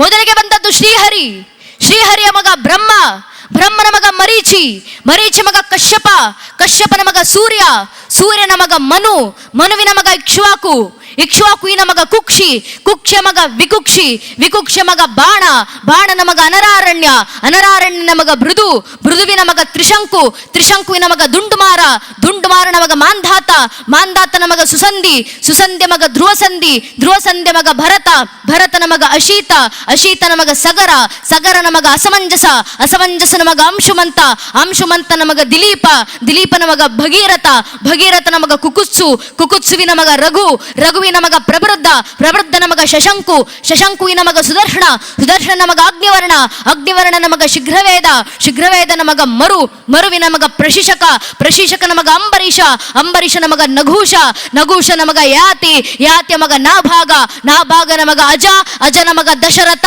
ದಶರಥನ ಮಗನೇ ರಘುವಂಶದ ರಾಘವ ಪ್ರಭು ಶ್ರೀರಾಮಚಂದ್ರರು ಅಂತ ಹೇಳುವ ಮಟ್ಟಕ್ಕೆ ಮನೆಯ ಒಂದೊಂದು ಮಗುವಿನಲ್ಲೂ ಇಷ್ಟು ಧರ್ಮ ಜಾಗೃತಿ ನಾವು ತಂದ್ರೆ ಸಾಕು ನನ್ನ ನೆಚ್ಚಿನ ಬಂಧುಗಳೇ, ಧರ್ಮ ರಕ್ಷಣೆ ಆಯಿತು ಅಂತ ಅರ್ಥ. ಆ ಧರ್ಮ ಜಾಗೃತಿ ಅಂತ ನಾವು ಇಡಬೇಕಾಗಿರುವಂತ ಮೊಟ್ಟ ಮೊದಲ ಹೆಜ್ಜೆ ಮನೆ ಮನೆಗಳಲ್ಲಿ ಜಾಗೃತಿ.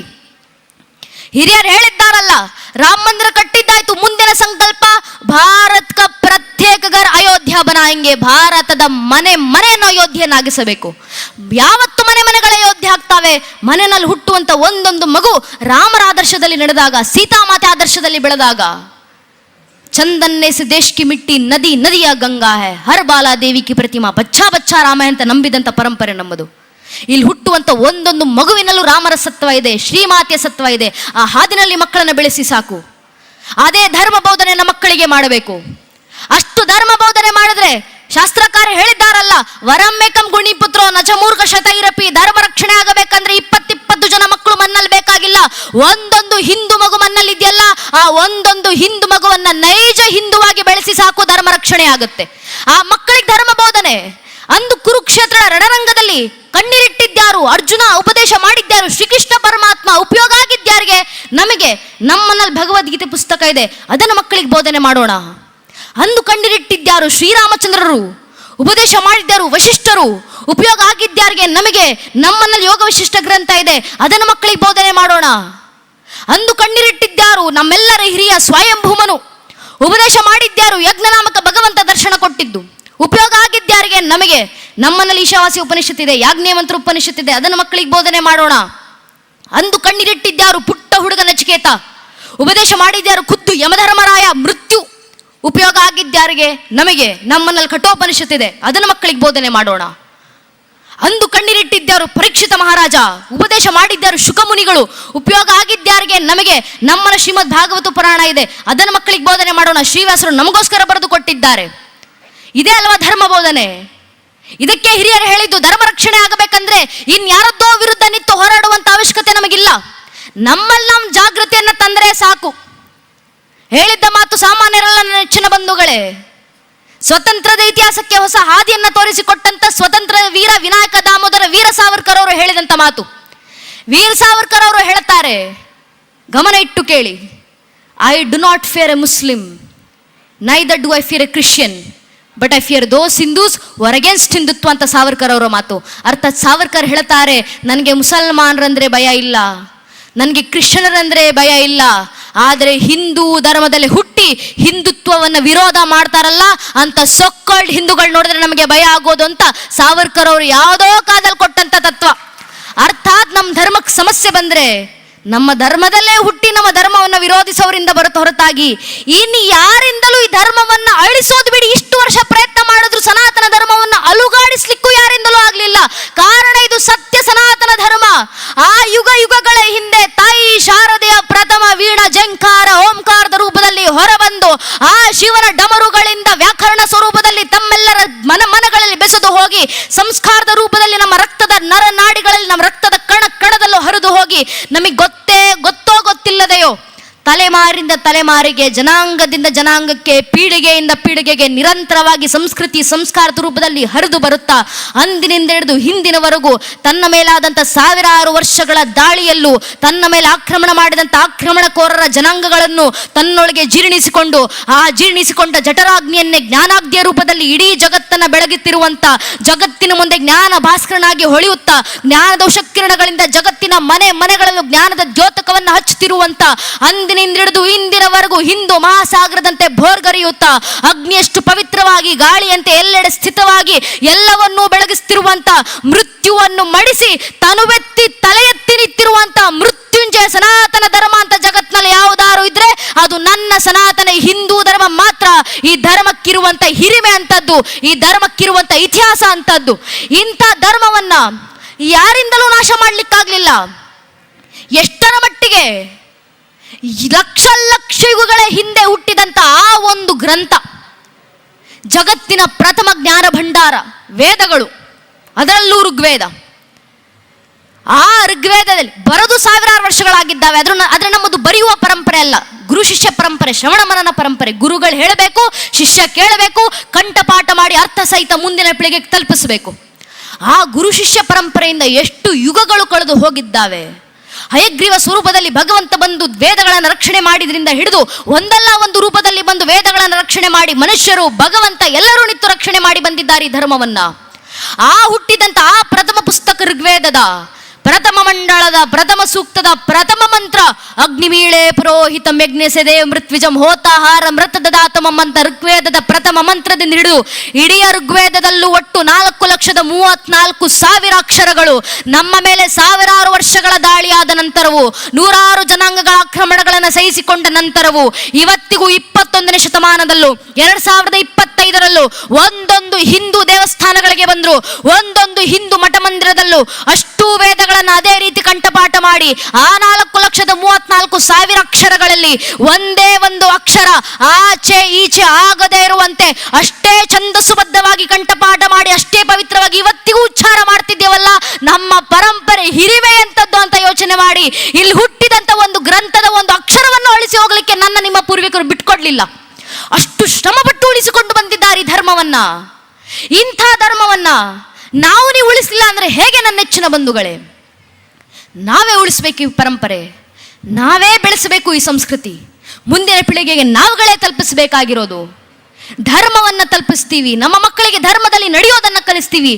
ನಮ್ಮ ದುರಾದೃಷ್ಟವಶ ಧರ್ಮದಲ್ಲಿ ನಡೆಯೋದು ಬಿಡಿ, ಧರ್ಮ ಸಂಕೇತಗಳನ್ನ ಧರಿಸಿ ನಡೆಯೋದನ್ನು ನಮ್ಮ ಮಕ್ಕಳು ಮರೆತೋಗಿದ್ದಾರೆ. ನಮ್ಮ ದೌರ್ಭಾಗ್ಯ. ನಮ್ಮ ಮಕ್ಕಳು ಇವತ್ತು ಹಣೆಗೆ ಕುಂಕುಮ. ನನ್ನ ತಂದೆ ಬೆಂಗಳೂರಿನಲ್ಲಿ ಆಟೋ ಚಾಲಕರು, ರಿಕ್ಷಾ ಡ್ರೈವರ್. ನಮ್ಮಪ್ಪ ಬೆಂಗಳೂರಿನಲ್ಲಿ ಇವತ್ತಿಗೂ ಆಟೋ ಓಡಿಸ್ತಾರೆ. ನಮ್ಮಪ್ಪ ಹೇಳ್ತಿರ್ತಾರೆ, ಶಾಲೆಗೆ ಹೋಗುವಂತ ಕಾಲೇಜ್ಗೆ ಹೋಗುವಂತ ಮಕ್ಕಳು ಮನೆಯಲ್ಲಿ ಕುಂಕುಮ ಇಟ್ಕೊಂಡು ಹೋದವರು ಶಾಲೆ ಗೇಟಿನ ಹತ್ರ ಬಂದ ಕೂಡಲೇ ಹಣೆಯಲ್ಲಿರುವಂತ ಕುಂಕುಮವನ್ನು ಒರೆಸ್ಕೊಂಡು ಕ್ಯಾಂಪಸ್ ಒಳಗಡೆ ಹೋಗ್ತಾರೆ. ಏನಕ್ಕೆ ಈ ಪದ್ಧತಿ? ಹಣೆಗೆ ಕುಂಕುಮ ಇಡೋದು ಬಿಡಿ, ಕುಂಕುಮ ಇಡೋ ಪ್ರಕ್ರಿಯೆಯನ್ನೇ ಮರೆತೋಗಿದ್ದಾರೆ. ಹಣೆಗೆ ಯಾವುದೋ ಒಂದು ಸಣ್ಣ ಬೊಟ್ಟು, ಆ ಕಪ್ಪುದು ನಮ್ಮ ಹೆಣ್ಮಕ್ಳು ಇಡೋದು, ಸಣ್ಣ ಬೊಟ್ಟದು. ಸ್ವಲ್ಪ ದೂರದಿಂದ ನಿಂತು ನೋಡಿದ್ರೆ ಹಣೆಗೆ ಏನಾದ್ರೂ ಇಟ್ಟಿದ್ದಾರಾ ಇಲ್ವಾ ಅನ್ನೋದು ಕೂಡ ಕಣ್ಣಿಗೆ ಕಾಣಿಸೋದಿಲ್ಲ. ನಮ್ಮ ದೇವಸ್ಥಾನಗಳಿಗೆ ಬಂದ್ರೆ, ನಮ್ಮ ಮಠಗಳಿಗೆ ಬಂದ್ರೆ ಕುಂಕುಮ ವಿಭೂತಿ ಭಂಡಾರ ಗಂಧ ಚಂದನ ಇಡ್ಲಿಕ್ಕೆ ಬಂದ್ರೆ ದಪ್ಪದಾಗಿ ಇಡಬೇಡಿ, ಚಿಕ್ಕದಾಗಿಡಿ ಅಂತ ಹೇಳೋದು ಬೇರೆ. ಅದ್ರ ಮೇಲೆ ನಮ್ಮನೆ ಹೆಣ್ಮಕ್ಳು ತಪ್ಪಲ್ಲವೇ ಅಲ್ಲ ಇದು. ಏನಕ್ಕೆ ಹಣೆಗೆ ಕುಂಕುಮ ಇಟ್ಕೊಂಡು ಓಡಾಡಬೇಕು ಅಂತ ಹೇಳ್ಕೊಡ್ದಿರುವಂತ ಮನೆ ಪೋಷಕರ ತಪ್ಪು, ಮನೆ ಹಿರಿಯರ ತಪ್ಪು. ನಮ್ಮ ಹೆಣ್ಮಕ್ಳಿಗೆ ಹೇಳ್ಕೊಡ್ಬೇಕು, ಏನಕ್ಕಮ್ಮ ಹಣೆ ಕುಂಕುಮ? ಕಾಟಾಚಾರಕ್ಕಲ್ಲ. ಮಾರ್ಕಂಡ ಋಷಿ ಮುನಿಗಳು ದೇವಿ ಪುರಾಣದಲ್ಲಿ ಬರೀತಾರಲ್ಲ, ಶುಂಭ ನಿಶುಂಭ ಎಂಬ ಇಬ್ಬರು ರಾಕ್ಷಸರು ತಾಯಿ ಜಗನ್ಮಾತೆಯನ್ನೇ ಕೆಟ್ಟ ದೃಷ್ಟಿಯಿಂದ ನೋಡಿದಾಗ ತಾಯಿ ಜಗನ್ಮಾತೆ ಕ್ರೋಧಿತರಾಗಿ ಶಾಂಭವತಾವರಣ ತಾಳಿ ನಿಂತು ಶುಂಭ ನಿಶುಂಭರ ಸಂಹಾರವನ್ನ ಮಾಡಿ ಆ ರಾಕ್ಷಸರ ರಕ್ತವನ್ನು ತೆಗೆದುಕೊಂಡು ತಾಯಿ ಜಗನ್ಮಾತೆ ತನ್ನ ಹಣೆಗೆ ಇಟ್ಕೊಂಡ್ರಂತೆ. ಅದರ ಸಂಕೇತವಾಗಿ ನಮ್ಮ ಹೆಣ್ಮಕ್ಳು ಇವತ್ತಿಗೂ ಹಣೆಗೆ ಕುಂಕುಮ ಇಡ್ತಾರೆ. ಏನಕ್ಕೆ? ಎದುರಿಗೆ ಬರುವಂತ ಗಂಡಸಿಗೆ ಎಚ್ಚರಿಕೆಯನ್ನು ನೀಡಲಿಕ್ಕೆ. ಒಂದು, ನಿನ್ನ ನನ್ನ ತಾಯಿ ಸ್ಥಾನದಲ್ಲಿ ಜಗನ್ಮಾತೆ ಸ್ಥಾನದಲ್ಲಿಟ್ಟು ಆರಾಧಿಸು, ಗೌರವಿಸು. ಅಕಸ್ಮಾತ್ ಕೆಟ್ಟ ದೃಷ್ಟಿಯಿಂದ ನೋಡಿದ್ರೆ ಶುಂಭ ನಿಶುಂಭರಿಗೆ ಬಂದ ಪರಿಸ್ಥಿತಿನೇ ನಿನಗೂ ಬರೋದು ಅಂತ ಎಚ್ಚರಿಕೆ ಗಂಟೆ ಕೊಡ್ಲಿಕ್ಕೆ ನಮ್ಮನೆ ಹೆಣ್ಮಕ್ಳು ಪ್ರತಿಯೊಬ್ಬರು ಜೀವಂತ ದುರ್ಗೆಯರಂತೆ ಹಣೆಗೆ ಕುಂಕುಮ ಇಡಬೇಕು ಅಂತ ನಮ್ಮ ಹಿರಿಯರಾಗಿ ಕೊಟ್ಟೋದಂತ ಪರಂಪರೆ. ಹೇಳೋದು ನಮ್ಮ ಧರ್ಮ, ಪಾಲಿಸೋದು ಬಿಡೋದು ಅವ್ರ ಕರ್ಮ. ಅವ್ರೇನ್ ಬೇಕಾದ್ರೂ ಮಾಡ್ಕೊಳ್ಳಿ. ಅದಾದ್ಮೇಲೆ ಹೇರುವಂತ ಪರಂಪರೆ ನಮ್ದಲ್ಲ, ಇದನ್ನು ಮಾಡಲೇಬೇಕು ಅಂತ. ಇದು ಸನಾತನ ಧರ್ಮ. ಕೃಷ್ಣನೇ ಇಡೀ ಭಗವದ್ಗೀತೆ ಉಪದೇಶ ಮಾಡಿದ್ಮೇಲೆ ಕೊನೆಗೆ ಅರ್ಜುನನಿಗೆ ಹೇಳಿದ್ದು ಯಥೇಶತಿ ತಥಾಕುರು. ಹೇಳಿದ್ದೆಲ್ಲ ಹೇಳಾಯ್ತಪ್ಪ, ಇನ್ನು ನಿನ್ನ ಮನಸ್ಸಿಗೆ ಬಂದಾಗ ಮಾಡು, ನಿನ್ನ ಇಚ್ಛೆ ಅದು. ಮಕ್ಕಳಿಗೆ ಹೇಳ್ಕೊಡೋದು ನಮ್ಮ ಧರ್ಮ. ಏನಕ್ಕೆ ಹಣೆ ಕುಂಕುಮ, ಏನಕ್ಕೆ ಕೈಗೆ ಕೈ ಬಳೆಗಳು ಹೇಳ್ಕೊಡೋದಂತನಾದ್ರೂ ಆ ಕೆಲಸವನ್ನಾದ್ರೂ ನಾವು ಮುಂದುವರಿಸೋಣ. ಪರಂಪರೆ ಪರಿಚಯವನ್ನಾದ್ರೂ ಆ ಮಕ್ಕಳಿಗೆ ಮಾಡಿಸೋಣ. ಆ ಮಕ್ಕಳಿಗೆ ಪರಂಪರೆ ಪರಿಚಯವನ್ನ ಮಾಡಿಸಿದ್ರೆ ದೇವಸ್ಥಾನಗಳಿಗೆ ಕರ್ಕೊ ಬನ್ನಿ, ಮಕ್ಕಳಿಗಿಂದ ವೇದಗಳನ್ನು ಹೇಳಿಸ್ಲಿಕ್ಕಾಗಲಿಲ್ಲ, ಪರವಾಗಿಲ್ಲ. ಶಾಸ್ತ್ರಗಳನ್ನು ಮಕ್ಕಳ ಬಾಯಿಂದ ಹೇಳಿಸ್ಲಿಕ್ಕಾಗಲಿಲ್ಲ, ಪರವಾಗಿಲ್ಲ. ಕನಿಷ್ಠ ಪಕ್ಷ ಭಜನೆಗಳನ್ನು ಹಾಡಿಸಿ ಮಕ್ಕಳ ಬಾಯಿಂದ. ನಮ್ಮ ಮಕ್ಕಳು ದೇವಸ್ಥಾನಗಳಿಗೆ ಬರಲಿ, ಕನಿಷ್ಠ ಪಕ್ಷ ವಾರಕ್ಕೊಮ್ಮೆ ದೇವಸ್ಥಾನದಲ್ಲಿ ಕೂತು ಭಜನೆಗಳನ್ನು ಹೇಳಿ. ನಮ್ಮ ಮಕ್ಕಳ ಬಾಯಿಂದ ಭಜನೆಗಳು ಬಂದರೆ ಭಗವಂತನೇ ಧರೆಗಿಳಿದು ಬರ್ತಾರೆ. ದೇವಸ್ಥಾನದಲ್ಲಿ ಈಶ್ವರನ ಸನ್ನಿಧಿ ಇದೆ, ಗಣಪತಿಯ ಸನ್ನಿಧಿ ಇದೆ. ಭಗವಂತನಿಗೆ ಮಕ್ಕಳು ಭಕ್ತರು ಹಾಡುವಂತ ಭಜನೆ ಎಷ್ಟು ಪ್ರಿಯ. ಕುಂಬಾರಗುಂಡೆಯ ಭಕ್ತ ಜೀವಂತ ಸಾಕ್ಷಿಯಾಗಿ ಬದುಕಿ ಹೋದ್ರಲ್ಲ ಅದನ್ನ. ಕುಂಬಾರಗುಂಡೆಯ ಭಕ್ತ ಮಡಿಕೆ ಮಾಡುವವರು ದಿನಾ ಮಡಿಕೆ ಮಾಡಬೇಕಾದ್ರೆ ಮಡಿಕೆ ತಟ್ಟುವ ತಾಳಕ್ಕೆ ಶಿವನ ನಾಮಸ್ಮರಣೆಯನ್ನ ಮಾಡ್ತಾ, ಶಿವನ ಭಜನೆಯನ್ನ ಹಾಡ್ತಾ ದಿನಾ ನೃತ್ಯ ಮಾಡ್ತಿದ್ರಂತೆ, ಕುಣಿತಿದ್ರಂತೆ. ಅದನ್ನ ನೋಡಿದಂತ ಶಿವರಿಗೆ ಅನಿಸ್ತಂತೆ, ಅರೆ ನನ್ನ ಭಕ್ತ ಕುಂಬಾರಗುಂಡೆಯ ದಿನಾ ನನ್ನ ಭಜನೆ ಹಾಡ್ತಾನೆ, ನನಗೋಸ್ಕರ ನೃತ್ಯ ಮಾಡ್ತಾನೆ. ಒಂದು ದಿನ ನಾನು ಹೋಗಿ ನನ್ನ ಭಕ್ತನ ಜೊತೆ ನೃತ್ಯ ಮಾಡಬೇಕಲ್ಲ, ನನ್ನ ಭಕ್ತನ ಭಜನೆಗೆ ಕುಣಿಬೇಕಲ್ಲ. ಶಿವರಿಗೆ ಮನಸ್ಸಾಯ್ತು. ಶಿವ ಧರೆಗಿಳಿದು ಬಂದ್ರು ನೃತ್ಯ ಮಾಡಲಿಕ್ಕೆ. ಆದರೆ ಶಿವ ನೃತ್ಯ ಮಾಡಬೇಕಂದ್ರೆ ಇಷ್ಟು ರಂಗವೇದಿಕೆ ಸಾಲೋದಿಲ್ಲ. ಶಿವ ತಾನೇ ರಂಗವೇದಿಕೆ ಸೃಷ್ಟಿ ಮಾಡಿಕೊಂಡ್ರು. ಒಂದು ಕಾಲಿನಿಂದ ಪಾತಾಳವನ್ನು ತುಳಿದು ಮತ್ತೊಂದು ಕಾಲಿನಿಂದ ಬ್ರಹ್ಮಾಂಡವನ್ನು ಎತ್ತಿ ಅಖಂಡವಾದಂಥ ವಿರಾಟ ಸ್ವರೂಪ ರಂಗವೇದಿಕೆ ಸೃಷ್ಟಿ ಮಾಡಿ ಆ ರಂಗಭೂಮಿನಲ್ಲಿ ಶಿವ ನೃತ್ಯ ಮಾಡ್ಲಿಕ್ಕೆ ಶುರು ಮಾಡಿದ್ರು. ಹರಿಯರು ರಗಳೆ ಬರೀತಾರೆ, ಕುಂಬಾರಗುಂಡೆನ ರಗಳೆ. ಭಕ್ತನ ಭಜನೆಗೆ ಶಿವ ಮಾಡಿದಂಥ ನೃತ್ಯ ಹೇಗಿತ್ತು? ಕುಂಬಾರಗುಂಡೆನ ಹೊಸ ನೃತ್ಯಂ ನೋಡುತ್ತಾ ಶಿವನನ್ನು ಮುಟ್ಟಿತು ಸತ್ಯಂ. ಒಳಗಾಡಿದನೆನುತಂ ದಿನನೆನುತಂ ಎಳೆಯರಿಯಲ್ಲಿ ಹೊರಗಾಡುವೆನೆನುತಂ. ಮನಸ್ಸಿನ ಒಳಗೆ ಆನಂದ ಪಟ್ಟಿದ್ದೀನಿ. ಇವತ್ತು ಜಗತ್ತು ಕಣ್ತುಂಬಿಸಿಕೊಳ್ಳುವಂತೆ ಜಗತ್ತಿನ ಮುಂದೆ ಬಂದು ನೃತ್ಯ ಮಾಡ್ತೀನಿ. ಶಿವ ಬಂದು ನೃತ್ಯ ಮಾಡಿದ್ರು. ಶಿವನ ತಾಂಡವ ದಶಭುಜ ಮಂ ದಿಕ್ ತಟದು ಅಲ್ಪ ಸರಿಸಿ ಎಸೆವ ಕರಂಗಳನೆತ್ತಲ್ ನೇಮಿಸಿ ಒಂದು ಪದಂ ಪಾತಾಳವನ್ನೊತ್ತಿ ಒಂದು ಪದಂ ಬ್ರಹ್ಮಾಂಡವನೆತ್ತಿ ಜಡೆಗಳ ಬೆಂಬಿಳಿ ವಿಡಿದಾಡುತ್ತಿರೆ ಮುಡಿಯೋಳು ಸುರನದಿ ತುಳುಕಾಡುತ್ತಿರೆ ಕಡು ಚಲವಳಗಂ ಕುಣಿದಾಡುತ್ತಿರೆ ಮಿಸುಳುಗಡ ಮರುಗ ಢಣ್ ಢಣ್ ಢಳಿರನೆ ತಿಸುಳದಿ ಹರಿಯವ ತಾರಂ ತಿರ್ರನೆ ತಿರುಗುತ್ತಿರ ಹೈಗಳ್ಳೆಡೆ ಎತ್ತಲ್ ಕರೆಯ ತೋಲ್ಲವಂಬೂ ಹರಿಸಲ್ ಸರಸಿಜ ಭವನ ಶಿರಂಬ ಬಿಡುತ್ತಿರೆ ಸುರನ ಶಿರೋಮಾಲೆಗಳುಳುತ್ತಿರೆ ಪೊಂಗೆಜ್ಜಗಳ ರವಂ ಗಲು ಗಲುಕೆನೆ ತೊಂಗಳ ಗಂಟೆ ಡನಂ ಢಳಿರನೆ ಆಡಿದ ನಾಡಿದ ನಾಡಿದ ನಾಡಿದ ನಾಡಿದ ನಾಡಿದ ನಾ ಹಾ ಶಂಕರ ಆಡಿದ ನಾ ಗುಂಡನ ಮುಂದೀಶ್ವರ ಅಂತ ಹರಿಹರರು ಕುಂಬಾರಗುಂಡನ ರಗಳನ್ನು ಬರೆದು ತೋರಿಸಿದ್ರಲ್ಲ. ಭಜನೆಗಿರುವಷ್ಟ ಸಾಮರ್ಥ್ಯ ಭಗವಂತನನ್ನೇ ಧರೆಗಿಳಿಸಿ ತಂದು ಭಗವಂತನ ಕೈಯಲ್ಲಿ ನೃತ್ಯ ಮಾಡಿಸಬಲ್ಲದದು. ನಮ್ಮ ಮಕ್ಕಳ ಬಾಯಿಂದ ಅಂತ ಭಜನೆಗಳು ಬರಲಿ. ನಮ್ಮ ಮಕ್ಕಳ ಕೈಗಳಲ್ಲಿ ತಾಳಗಳನ್ನು ಕೊಡಿ, ಕಂಸಾಳೆಗಳನ್ನು ಕೊಡಿ. ನಮ್ಮ ಮಕ್ಕಳು ಭಜನೆ ಹಾಡಲಿ. ಆ ಕಂಸಾಳ ಆ ತಾಳಕ್ಕಿರುವಂತ ತಾಕತ್ತು ನಿತ್ಯ ಪೂಜೆಯಲ್ಲಿ ಗಂಟಾ ಪೂಜೆ ಸಂದರ್ಭದಲ್ಲಿ ಹೇಳುವಂತ ಮಂತ್ರ ಆಗಮಾರ್ತಂತು ದೇವಾನಾಂ ಗಮನಾರ್ಥಂತು ರಕ್ಷಸಾಂ ಕುರು ಗಂಟಾರವಂತತ್ರ ದೇವತಾವಾನ ಲಾಂಛನಂ. ಗಂಟೆಯ ನಾದ, ತಾಳದ ಸದ್ದು, ಕಂಸಾಳಿಯ ಸದ್ದು, ಭಗವಂತ ಬರ್ತಿದ್ದಾನೆ ಅನ್ನೋದಕ್ಕೆ ಲಾಂಛನ. ಭಗವಂತನನ್ನ ಕರೀಲಿಕ್ಕೆ ಅದೊಂದು ಪ್ರಕ್ರಿಯೆ. ಎಲ್ಲೆಲ್ಲಿ ಗಂಟಾ ನಾದ ತಾಳದ ಶಬ್ದ ಕೇಳಿ ಬರುತ್ತೋ ಅಲ್ಲಿ ಭಗವಂತನೇ ಅವತರಿಸಿ ಬರ್ತಾನೆ. ನಮ್ಮ ಮಕ್ಕಳ ಕೈಗಳಿಂದ ಅಂತ ಕಂಸಾಳೆಗಳನ್ನು ಕೊಟ್ಟು ಆ ಕಂಸಾಳೆಗಳ ಸುಧೆಯನ್ನ ಮನೆ ತುಂಬ ಹರಿಸಿ ಮಕ್ಕಳ ಬಾಯಿಂದ ಭಜನೆಗಳು ಬರಲಿ, ಮಕ್ಕಳ ಬಾಯಿಂದ ಮಂತ್ರಗಳ ಬರಲಿ, ಮಕ್ಕಳ ಬಾಯಿಂದ ಶ್ಲೋಕಗಳು ಹೊರಹೊಮ್ಮಲಿ. ಆಗ ಧರ್ಮ ಪರಂಪರೆ ರಕ್ಷಣೆ ಆಗೋದು. ಧರ್ಮ ಉಳಿಸುವಂಥ ಪ್ರಕ್ರಿಯೆ ಅಂಥದ್ದು. ಆ ಪ್ರಕ್ರಿಯೆಯನ್ನ ಮಾಡ್ತಾ ಮುಂದಿನ ಕೆಲಸ ಧರ್ಮದ ಹಾದಿ, ಧರ್ಮದ ಕೆಲಸ. ರಾಮರ ಕಾರ್ಯ ನಮ್ಮ ಪೂರ್ವಿಕರು ಮಾಡಿದ್ರು. ಮುಂದೆ ಹಿಂದೂಗಳದ್ದು ಉಳಿದಿರುವಂಥ ಕೆಲಸ ಯಾವುದು? ಹಿರಿಯರು ಕರೆ ಕೊಟ್ಟಿದ್ದಾರೆ. ಅಯೋಧ್ಯ ತೋ ಬಿಜಾಕಿ ಹೇ, ಮಥುರಾ ಕಾಶಿ ಬಾಕಿ ಹೇ. ರಾಮ ಮಂದಿರ ವಾಪಸ್ ತಗೊಂಡಿದ್ದೀವಿ.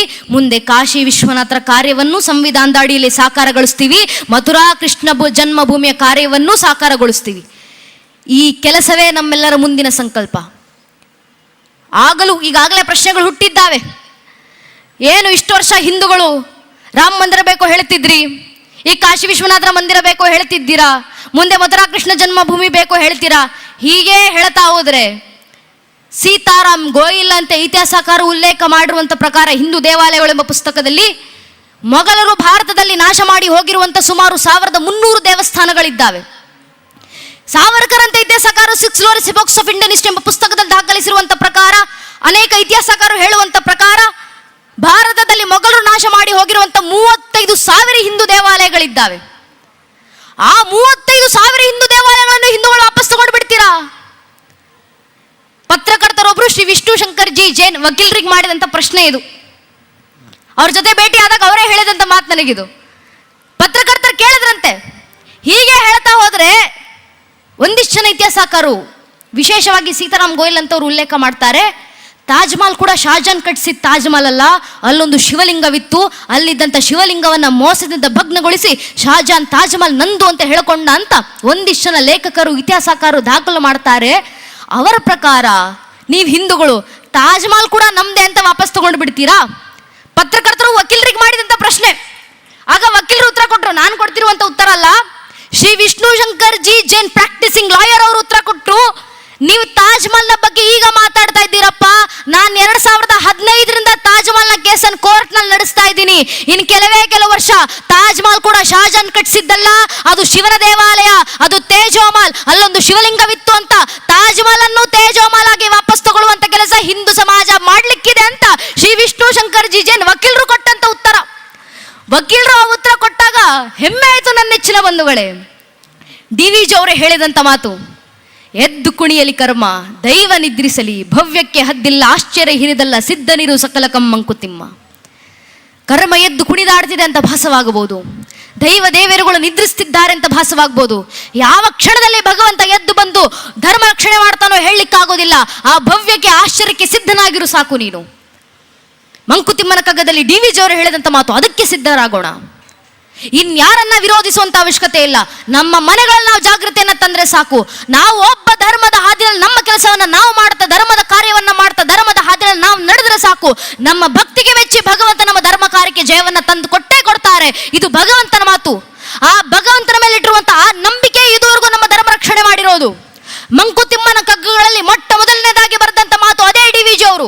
ಶ್ರೀ ವಿಷ್ಣು ವಿಶ್ವಾದಿ ಮೂಲ ಮಾಯಾಲೋಲ ಅವರೇ ದೇವ ಸರ್ವೇಶ ಪರಬ್ರಹ್ಮನೆಂದು ಆವುದನ್ನು ಕಾಣದೆಯೂ ಜನರು ಮಳ್ತಿಯಂ ನಂಬೇರು, ಆ ವಿಚಿತ್ರಕ್ಕೆ ನಮಿಸುವ ಮಂಕುತಿಮ್ಮ.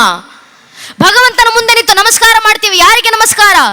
DVG ಅವರು ಹೇಳಿದ್ರು, ದೇವರಿಗೆ ಮಾತ್ರ ಅಲ್ಲಪ್ಪ, ಕಣ್ಣು ಮುಂದೆ ಕಾಣದೇ ಇರುವಂತ ಆ ಒಬ್ಬ ಭಗವಂತನ ಮೇಲೆ ಲಕ್ಷಾಂತರ ವರ್ಷಗಳಿಂದ ನಂಬಿಕೆಯನ್ನು ಇಟ್ಟು ಬಂದಿದ್ದಾರಲ್ಲ, ಆ ಭಗವಂತನ ಮೇಲೆ ಭಕ್ತರು ಇಟ್ಟಿರುವಂತ ನಂಬಿಕೆಗೆ ನಮಿಸಪ್ಪ ನೀನು ಅಂತ DVG ಅವರು ಹೇಳಿದಂತ ಮಾತು. ನಂಬಿಕೆಯ ತಾಕತ್ತಂತಹದ್ದು, ನಂಬಿಕೆಯ ಬಲ ಅಂತಹದ್ದು. ಆ ನಂಬಿಕೆಯನ್ನು ಉಳಿಸ್ಕೊಂಡು ಹೋಗಿ ಅಂತಲೇ ಹಿರಿಯರು ಹೇಳಿದ್ದು. ನೀವು ಯಾವ ಗ್ರಂಥವನ್ನಾದರೂ ತೆಗೆದು ನೋಡಿ, ಯಾವ ಆಚಾರ್ಯರು ಬರೆದಿರುವಂಥ ಯಾವ ಭಾಷ್ಯವನ್ನು ಬೇಕಾದರೂ ತೆಗೆದು ನೋಡಿ, ಕೊನೆಗೆ ಹೇಳುವಂಥ ಮಾತಿದೆ, ಆ ಭಗವಂತನ ಮೇಲೆ ನಂಬಿಕೆಯನ್ನಿಡು, ಆತ ಇದ್ದಾನೆ ರಕ್ಷಣೆ ಮಾಡಲಿಕ್ಕೆ.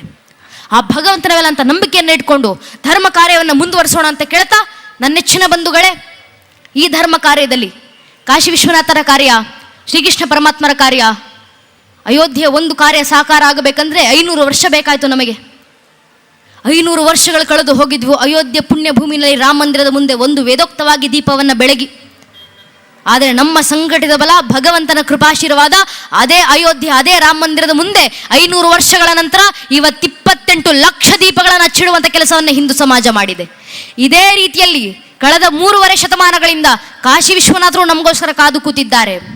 ಎಷ್ಟೋ ಶತಮಾನಗಳಿಂದ ಮಥುರಾ ಕೃಷ್ಣ ಜನ್ಮಭೂಮಿಯಲ್ಲಿ ಕೃಷ್ಣನೂ ಕಾದು ಕೂತಿದ್ದಾರೆ. ಅವರ ಕಾರ್ಯ ಯಾವತ್ತು ಸಾಕಾರಗೊಳ್ಳುತ್ತೆ? ಆ ಕಾರ್ಯ ಆಗಬೇಕಾದ್ರೂ ಪ್ರಶ್ನೆಗಳು ಬರ್ತಾವೆ, ಈಗಾಗಲೇ ಹುಟ್ಕೊಂಡಿದ್ದಾವೆ. ಮಥುರಾ ಕೃಷ್ಣ ಜನ್ಮಭೂಮಿ ಬೇಕು ಅಂತ ಹೇಳ್ತೀರಾ? ಕೃಷ್ಣ ಅಲ್ಲೇ ಹುಟ್ಟಿದ್ದ ಅನ್ನೋದಕ್ಕೆ ನಿಮ್ಮ ಹತ್ರ ಏನು ಸಾಕ್ಷಿ? ಕೃಷ್ಣ ಇದ್ದ ಅನ್ನೋದಕ್ಕೆ ನಿಮ್ಮ ಹತ್ರ ಏನು ಸಾಕ್ಷಿ? ಕೃಷ್ಣ ಕಾಲ್ಪನಿಕ ಅಲ್ವಾ? ಈಗಲೇ ಪ್ರಶ್ನೆಗಳು ಹುಟ್ಟಿದ್ದಾವೆ. ಅಂದು ರಾಮ ಮಂದಿರಕ್ಕೆ ಹುಟ್ಟಿದಂತ ಪ್ರಶ್ನೆ ಇವತ್ತು ಕೃಷ್ಣ ಜನ್ಮಭೂಮಿಗೂ ಹುಟ್ಟಿದ್ದಾವೆ.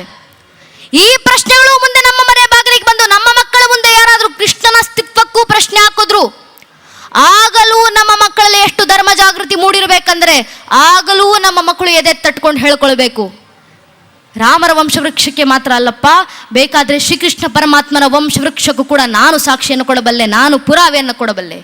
ನಮ್ಮ ಮಕ್ಕಳಲ್ಲಿ ಬರಬೇಕಾದಂಥ ಧರ್ಮ ಜಾಗೃತಿ ಭಗವಂತನ ಕೃಪಾಶೀರ್ವಾದದಿಂದ ಮೊದಲಿಗೆ ಬಂದದ್ದು ಶ್ರೀ ವಿಷ್ಣು, ಶ್ರೀ ವಿಷ್ಣುವಿನ ಮಗ ಬ್ರಹ್ಮ, ಬ್ರಹ್ಮನ ಮಗ ಮರೀಚಿ, ಮರೀಚಿ ಮಗ ಕಶ್ಯಪ, ಕಶ್ಯಪನ ಮಗ ಸೂರ್ಯ, ಸೂರ್ಯನ ಮಗ ಮನು, ಮನುವಿನ ಮಗ ಇಕ್ಷ್ವಾಕು, ಇಕ್ಷ್ವಾಕುವಿನ ಯದು, ಯದುವಿನ ಮಗ ಕ್ರೋಸ್ತು, ಕ್ರೋಸ್ತುವಿನ ಮಗ ಧ್ವಜೀವನ್, ಧ್ವಜೀವನ್ನ ಮಗ ಸ್ವಾತಿ, ಸ್ವಾತಿಯ ಮಗ ಋಷಂಕು, ಋಷಂಕುವಿನ ಮಗ ಚಿತ್ರರಥ, ಚಿತ್ರರಥನ ಮಗ ಶಶಿಬಿಂದು, ಶಶಿಬಿಂದುವಿನ ಮಗ ಪ್ರಿತುಷಾರ, ಪ್ರಿತುಷಾರನ ಮಗ ಪ್ರಿತ್ಯೋತ್ತಮ, ಪ್ರಿತ್ಯೋತ್ತಮನ ಮಗ ಉಷಾನು, ಉಷಾನ್ನ ಮಗ ಶಿತಾಪು, ಶಿತಾಪುವಿನ ಮಗ ರುಕುಮಕವಚ, ರುಕುಮಕವಚನ ಮಗ ಪಾರವೃತ, ಪಾರವೃತನ ಮಗ ಜ್ಞಾಮೋಗ, ಜ್ಞಾಮೋಗನ ಮಗ ವಿದ್ರಭ, ವಿದ್ರಭನ ಮಗ ಕ್ರೋತ್, ಕ್ರೋತ್ನ ಮಗ ಕುಂತಿ, ಕುಂತಿ ಮಗ ದೃಷ್ಟಿ, ದೃಷ್ಟಿ ಮಗ ನಿಧೃತಿ, ನಿಧೃತಿ ಮಗ ದಾಸಾಯಿ, ದಾಸಾಯಿ ಮಗ ವ್ಯೋಮ, ವ್ಯೋಮನ ಮಗ ಜಿಮುತ, ಜಿಮುತನ ಮಗ ವಿಕೃತಿ, ವಿಕೃತಿ ಮಗ ಭೀಮರಥ್, ಭೀಮರಥನ ಮಗ ನವರಥ್, ನವರಥನ ಮಗ ದಾಶರಥ್, ದಾಶರಥನ ಮಗ ಶಾಕೂನಿ, ಶಾಕೂನಿ ಮಗ ಕರಂಭಿ, ಕರಂಭಿಯ ಮಗ ವಿದ್ವರಥ್, ವಿದ್ವರಥನ ಮಗ ಶೂರ, ಶೂರನ ಮಗ ಶಾಮಿನ್, ಶಾಮಿನ ಮಗ ಪ್ರತಿಕ್ಷಾತ್ರ,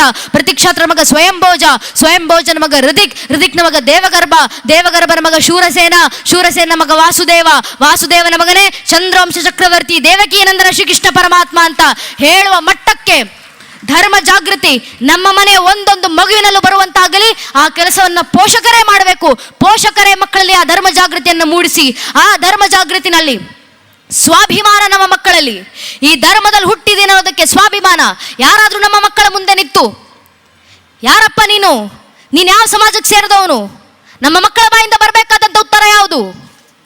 ನಮ್ಮ ದೌರ್ಭಾಗ್ಯ ಯಾರಾದರೂ ಬಂದು ನಮ್ಮ ಮುಂದೆ ಈ ಪ್ರಶ್ನೆ ಮಾಡಿದ್ರೆ ನಮ್ಮ ಹಿಂದೂಗಳ ಬಾಯಿನಲ್ಲಿ ಧರ್ಮದ ಹೆಸರು ಬರೋಕ್ಕೂ ಮುಂಚೆ ಜಾತಿ ಹೆಸರು ಬಂದಿರುತ್ತೆ. ನಮ್ಮ ಜಗತ್ತಿನಲ್ಲಿ 100 ಕೋಟಿ ಹಿಂದೂಗಳು ಹೇಳ್ಕೊಳ್ಳಿಕ್ಕೆ, ಆದ್ರೆ 100 ಕೋಟಿ ಹಿಂದೂಗಳಲ್ಲಿ ಎಷ್ಟು ಜನ ಹಿಂದೂಗಳು ನಿಜವಾಗ್ಲೂ ಹಿಂದೂಗಳಾಗಿ ಉಳಿದಿದ್ದೀವಿ? ಒಬ್ಬ ಹಿಂದೂ ಆಗೋಕ್ ಮುಂಚೆ ಒಬ್ಬ ಹಿಂದೂ ಬ್ರಾಹ್ಮಣರಾಗ್ತಾರೆ, ಒಬ್ಬ ಹಿಂದೂ ಲಿಂಗಾಯತರಾಗ್ತಾರೆ, ಒಬ್ಬ ಹಿಂದೂ ಕುರುಬರಾಗ್ತಾರೆ, ಒಬ್ಬ ಹಿಂದೂ ಗೌಡ್ರಾಗ್ತಾರೆ, ಒಬ್ಬ ಹಿಂದೂ ಶೆಟ್ಟಿ ಆಗ್ತಾರೆ, ಒಬ್ಬ ಹಿಂದೂ ಪೂಜಾರ ಆಗ್ತಾರೆ, ಒಬ್ಬ ಹಿಂದೂ SC ಆಗ್ತಾರೆ, ಒಬ್ಬ ಹಿಂದೂ ST ಆಗ್ತಾರೆ, ಒಬ್ಬ ಹಿಂದೂ ನಾಯಕ್ ಆಗ್ತಾರೆ, ಒಬ್ಬ ಹಿಂದೂ ಮರಾಠ ಆಗ್ತಾರೆ, ಒಬ್ಬ ಹಿಂದೂ ರಾಜ್ಪೂತ್ ಆಗ್ತಾರೆ. ಹಿಂದೂ ಆಗೋದು ಯಾವಾಗ? ನಾವು ಹಿಂದೂಗಳು ಅರ್ಥ ಮಾಡ್ಕೊಳ್ಬೇಕು ನನ್ನ ನೆಚ್ಚಿನ ಬಂಧುಗಳೇ. ನಮ್ಮ ಜಾತಿ ಯಾವುದೇ ಇರಲಿ, ಆ ಜಾತಿಗಳ ಮೇಲೆ ನಮಗಿರುವಂತ ಜಾತಿ ಪ್ರೇಮ ಎಷ್ಟೇ ವಿಶಾಲವಾಗಿರ್ಲಿ, ನಮ್ಮ ಜಾತಿ ನಮ್ಮ ಮನೆಯ ದೇವ್ರ ಕೋಣೆ ಒಳಗೆ ಸೀಮಿತವಾಗಿರ್ಲಿ. ನಮ್ಮ ರಾಜಕೀಯ ಆಸಕ್ತಿ ಯಾವುದೇ ಇರಲಿ, ನೀವು ಯಾವ ರಾಜಕೀಯ ಪಕ್ಷಕ್ಕೆ ಬೇಕಾದ್ರೂ ಕೆಲಸ ಮಾಡಿ, ನಾನು ಯಾವ ರಾಜಕೀಯ ಪಕ್ಷದ ಕಾರ್ಯಕರ್ತ ಅಂತ ಬೇಕಾದ್ರೂ ನಿಮ್ಮನ್ನು ಹೇಳ್ಕೊಂಡು ತಿರುಗಾಡಿ, ಆದರೆ ನನ್ನ ರಾಜಕೀಯ ಆಸಕ್ತಿ ನನ್ನ ಮನೆ ಬಾಗಿಲಿನ ಒಳಗೆ ಸೀಮಿತ ಆಗಿರಬೇಕು. ಪ್ರತಿಯೊಬ್ಬ ಹಿಂದೂ ತನ್ನ ಮನೆಯ ದೇವ್ರ ಕೋಣೆ ದಾಟಿ ಮನೆ ವಸ್ತು ಬಿಟ್ಟು ಹೊರಗೆ ಬರಬೇಕಾದ್ರೆ ಜಾತಿ, ಉಪಜಾತಿ, ಮತ, ಪಂಥ, ಪಂಗಡ, ಕುಲ, ಗೋತ್ರ, ರಾಜಕೀಯ ಆಸಕ್ತಿ, ತತ್ವ, ಸಿದ್ಧಾಂತ ಎಲ್ಲವನ್ನು ಮರೆತು ಹೆಗಲ ಮೇಲೊಂದು ಕೇಸರಿ ಶಾಲು, ಹಣೆ ಮೇಲೆ ಕೇಸರಿ ತಿಲಕ ಇಟ್ಕೊಂಡು ನಾವೆಲ್ಲ ಹಿಂದೂ, ನಾವೆಲ್ಲ ಒಂದು ಅನ್ನೋ ಭಾವನೆಯಲ್ಲಿ ಮರೆಬಿಟ್ಟಾಗ ಮಾತ್ರ ನಮ್ಮ ಧರ್ಮ ರಕ್ಷಣೆ. ಒಬ್ಬ ಹಿಂದುವಿನ ಮುಂದೆ ನಿಂತು ನೀನು ಯಾರು ಅಂತ ಪ್ರಶ್ನೆ ಮಾಡಿದಾಗ ಹಿಂದೂಗಳ ಬಾಯಿಂದ ಬರಬೇಕಾದಂತ ಉತ್ತರ, ಅಟಲ್ ಬಿಹಾರಿ ವಾಜಪೇಯಿ ಅವರು ಹೇಳಿಕೊಟ್ಟೋದಂತ ಉತ್ತರ, ಹಿಂದೂಗಳ ಪರಿಚಯ. ಮೇ ಶಂಕರ್ का वह क्रोध अल्लल कर सकता जग को क्षार क्षार, मैं डमरू का वह प्रणयंकार ध्वनि जिसमें निषदा भीषण संहार, मैं माँ दुर्गा का उन्मत्तहास, मैं माँ काली का शस्त्राभ्यास, मैं यम की प्रलयंकारी पुकार, अगर अंतरतम की अग्नि से जगती में आग लगा दूं मैं, यदि दलक उठे जड़ सलंबर जड़ चेतन तो कैसा विस्मय, हिंदू तन मन हिंदू जीवन रग रग ಹಿಂದೂ ಮೇರಾ ಪರಿಚಯ ಅಂತ ಅಟಲ್ ಬಿಹಾರಿ ವಾಜಪೇಯಿ ಅವರು ಹೇಳಿಕೊಟ್ಟೋದ್ರಲ್ಲ, ಅದು ನಮ್ಮ ಸ್ವಾಭಿಮಾನದ ಪರಿಚಯ. ಈ ಸ್ವಾಭಿಮಾನ ಯಾವತ್ತು ಕಣ್ಣು ಮುಂದೆ ಕಾಣಿಸೋದು? ಧರ್ಮ ಸಂಕೇತಗಳನ್ನು ಧರಿಸಿ ನಡೆದಾಗ. ಹಣೆ ಮೇಲಿಡುವಂತ ಕುಂಕುಮ ಹೆಣ್ಮಕ್ಳು ಮಾತ್ರ ಅಲ್ಲ, ಹೆಣ್ಮಕ್ಳಾಗ್ಲಿ ಗಂಡು ಮಕ್ಕಳಾಗ್ಲಿ ನಿಶ್ಚಿತವಾಗಿ ಗಂಧ, ಚಂದನ, ಕುಂಕುಮ, ಭಂಡಾರ, ವಿಭೂತಿ ಏನೋ ಒಂದು ಹಣೆಗೆ ಧರಿಸಿರಲೇಬೇಕು. ಕಾರಣ ಅದೊಂದು ಸಂಕೇತ. ತ್ರಿಗುಣಾತೀತನಾಗಿರುವಂತ ಶಿವನನ್ನು ತ್ರಿಕಾರ ರೂಪದಲ್ಲಿ ತಂದು ಹಣೆಗೆ ಬೆಳೆದಿರುವಂತ ಪರಂಪರೆ ನಮ್ಮದು. ಆ ವಿಭೂತಿ ಇಡ್ಲಿಲ್ಲ ಅಂದ್ರೆ ಇನ್ಯಾರು ಇಡ್ತಾರೆ? ಗಂಧ, ಚಂದನ ಯಾವ ಮಣ್ಣಿನಲ್ಲಿ ಕೃಷ್ಣ ಓಡಾಡಿ ಹೋದ್ನೋ ಅದೇ ಗಂಧವನ್ನ ನಾವು ಗೋಪಿ ಚಂದನವಾಗಿ ಹಣೆ ಮೇಲೆ ಧರಿಸ್ತೀವಲ್ಲ, ಅದನ್ನ ನಾವು ಧರಿಸಲಿಲ್ಲ, ಇನ್ಯಾರು ಧರಿಸ್ತಾರ ಸ್ವಾಮಿ?